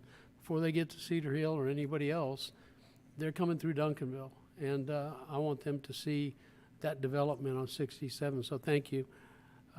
Any other lights? I don't see any lights. Come on. Give him some props.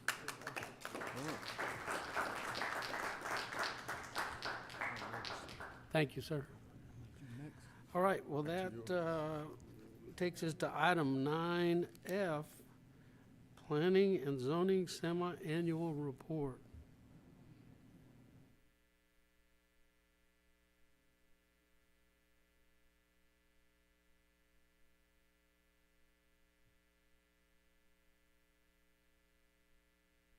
Good afternoon, Mayor, City Council. Dr. LaShayla Jones, the Assistant Director of Planning and Zoning, here to introduce the semi-annual update for Planning and Zoning. So we're definitely doing some big things as far as development projects. Right now, we want to make sure that we are encompassing the open for business. So some of the projects that we're doing right now is the Costco fuel pump additions. Is a proposed project for SUP to add 15 additional fuel pumps to the existing site. It was approved at Planning and Zoning in December 8th, approved at City Council on February 3rd, and that should be coming here soon. For Ziggy's at 102 East Daniel Dale Road, that was to add a drive-through with the SUP. All the plans and everything has been approved. It's in the process of finalizing finance and selecting a general contractor. That was approved in Planning and Zoning on December the 8th of 2025. It was approved at Council on February 3rd, 2026, and so that should be done this year. Kids Venture, that is right off of Cockrell Hill at 615 South Cockrell Hill. They met with the planning team on December 2025. It's a commercial remodel, work in progress with permits. The CO process started on 5/12/26, and the anticipated opening is before the end of summer of this year. So also, as far as the planning application and recap and revenues, currently we have done a total of 8 SUPs, 6 were approved, 1 was denied, 1 is currently in review. As far as zone changes, we had 3, 1 was approved, 2 was denied. We've done 13 plats and or replats.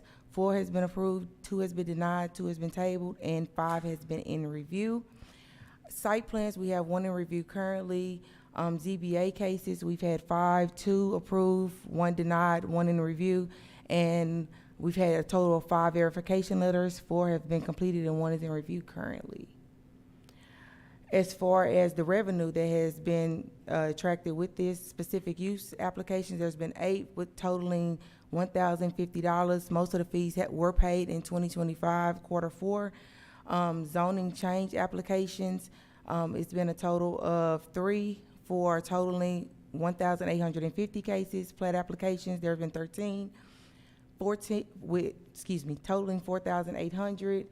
5 ZBA applications totaling 2,000. One application was paid in 2025. And then zoning verification letters, there's been 5 totaling $250 for a total revenue of $9,950.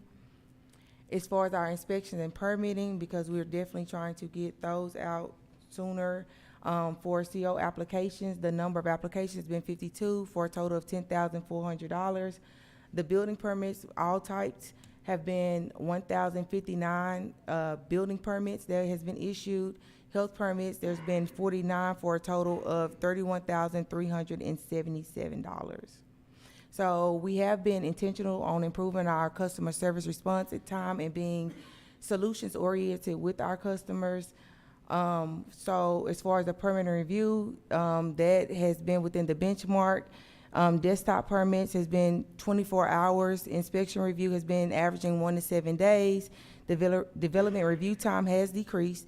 The initial time was 17 plus days to review and return comments. Currently, we've gotten it down between 1 to 3 days to receive feedback. Most comments have been reviewed and returned within 24 hours. Customer response time has been 24 hours for email. For phone and follow-ups has been typically 24 to 48 hours. Also, as y'all know, we're doing a zone update. We have started on the land use table chart to make sure that the zoning code is the first step to address some of the land use concerns with the comp plan, and also even with for the development process. Some of the potential changes include allowing event centers and hotels in the downtown district, and also we want to make sure that we clarify some of the land use categories, definition, as well as combining some of the uses that may have created confusion with the zoning code as far as the code of ordinance, to make sure that they are mirroring each other. Some of the examples of the duplicities is, for example, some of the confusion has been local scale grocery versus neighborhood scale groceries, trying to make sure that we have a clear definition on that and where it should go within the different land use. Also, we've looked into adding distance requirements to minimize clustering of similar uses or too much concentration of the same use in one area.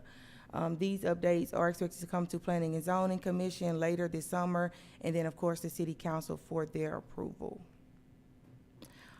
We have also Kiki Smith and Devin Hanley, who will be going over some of the changes with the mobile food vendors, as well as the special events and how those will be affected. Good evening, Mayor, Council. Kiki Smith, Health Inspector.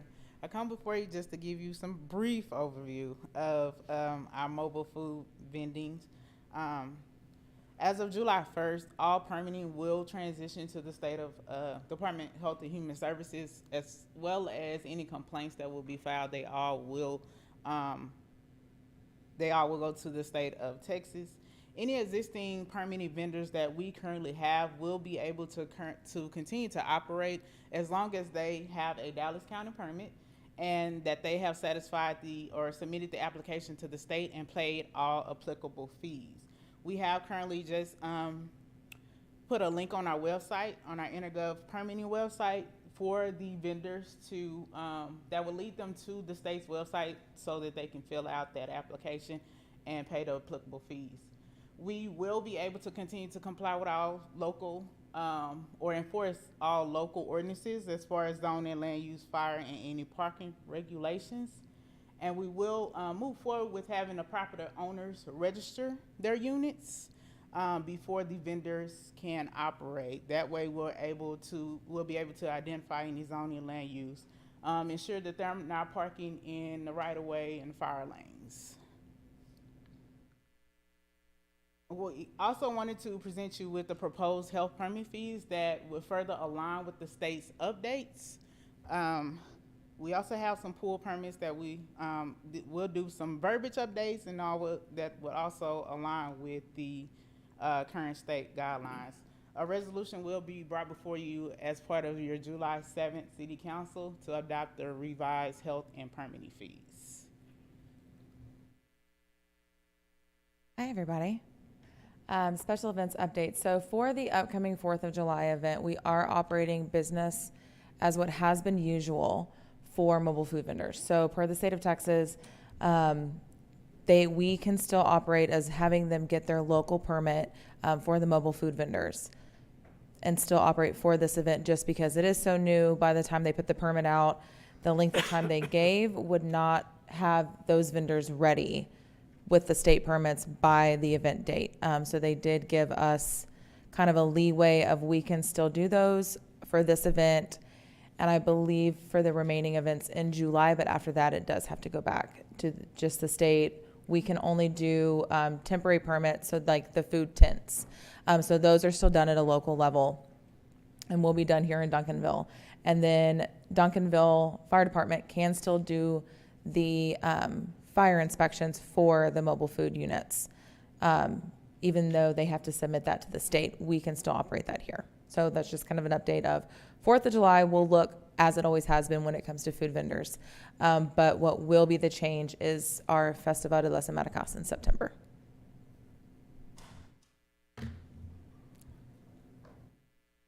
Mr. Kuntz. Thank you, Mayor.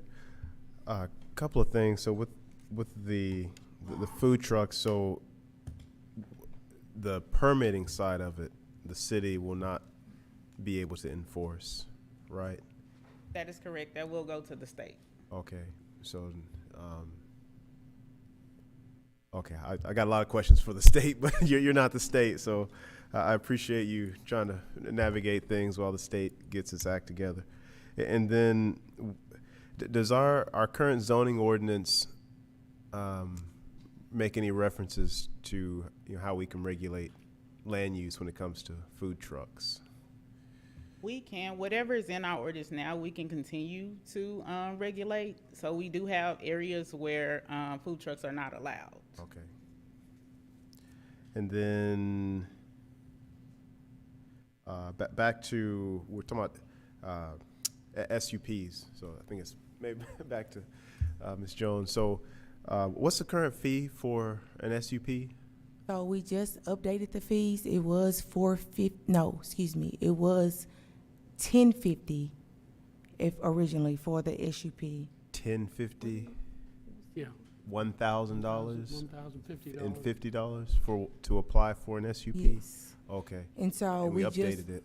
You're right. We just sent it for updates 2 council meetings ago, and so that is now $12.50 if I'm not mistaken. Okay. And the $50 is a refundable application fee? No, sir. So that was changed because it was. Well, currently it's not the return for the application fee. It's just the full amount. Okay. And so when we were shown the revenues from the applications, right. So at least $1,000 for a single application. We have 8 applications, yes, but the revenues total is only $1,000. So I know for a lot of these fees were for 2025, and so the $10.50 was for the ones that we accumulated for this year. So it will be starting January through currently. That's why that one is on here for the $10.50, because the rest of them were accumulated for the basically the first quarter. Bless you. Excuse me. So this is for, most fees paid during. Yes. So when do we anticipate receiving? Because there's 8 applications here, right?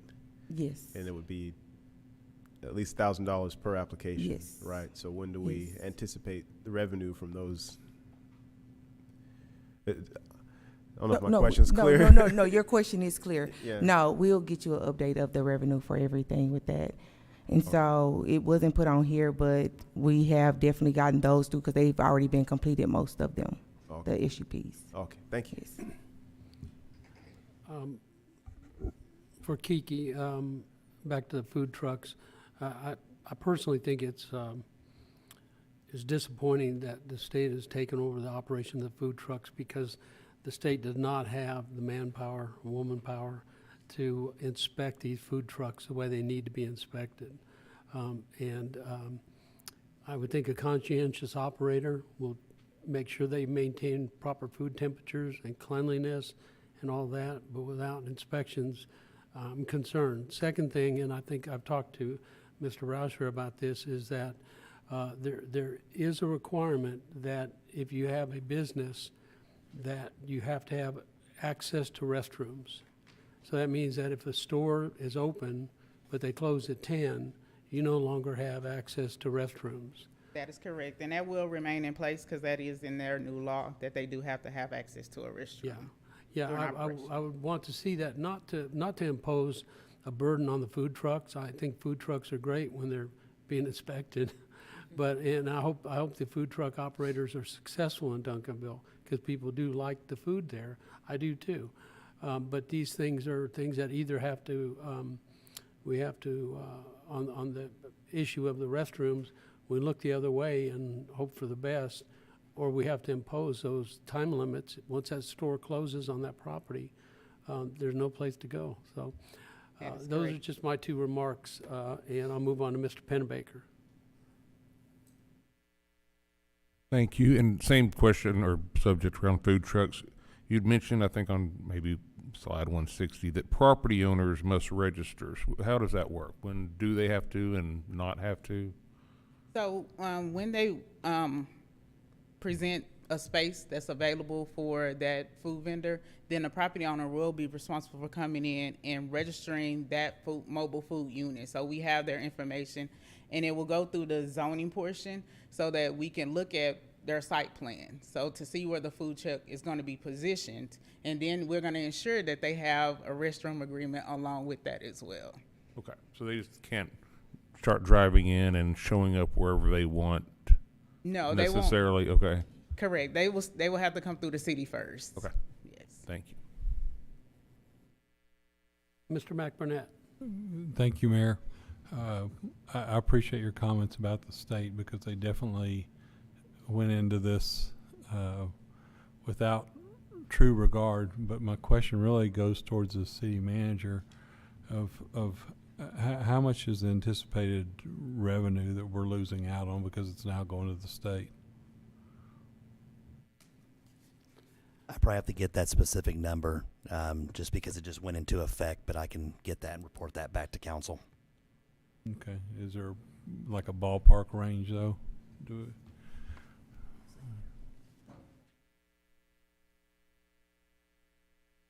Thought maybe Mark had a ballpark figure. Go ahead.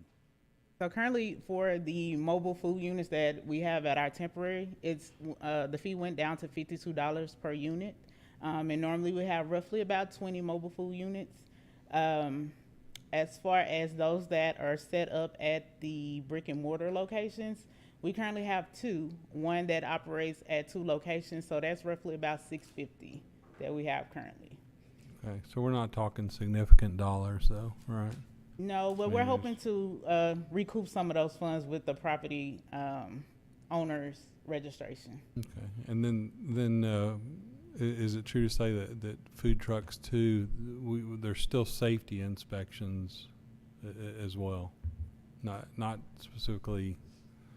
Firing, they will only be required to have one fire inspection, and that's during their permitting when they're submitting the application to the state. As far as any other fire inspections, it's still up in the air as we get more guidelines from or instructions from the state.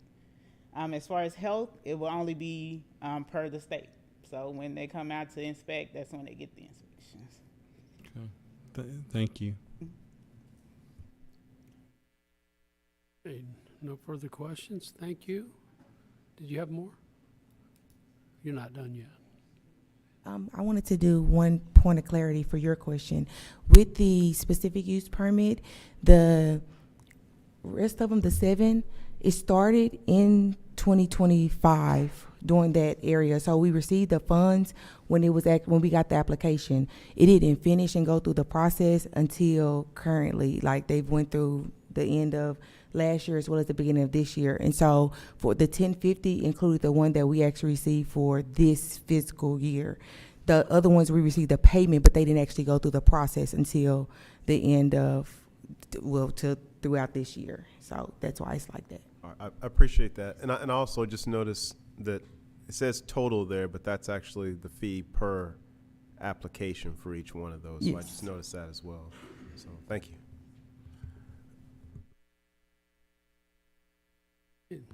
That it? All right, thank you very much. All right, with that, we are going to recess our regular session at 9:38 p.m. to move into executive session, and we will return to report any decisions that we've made or not made.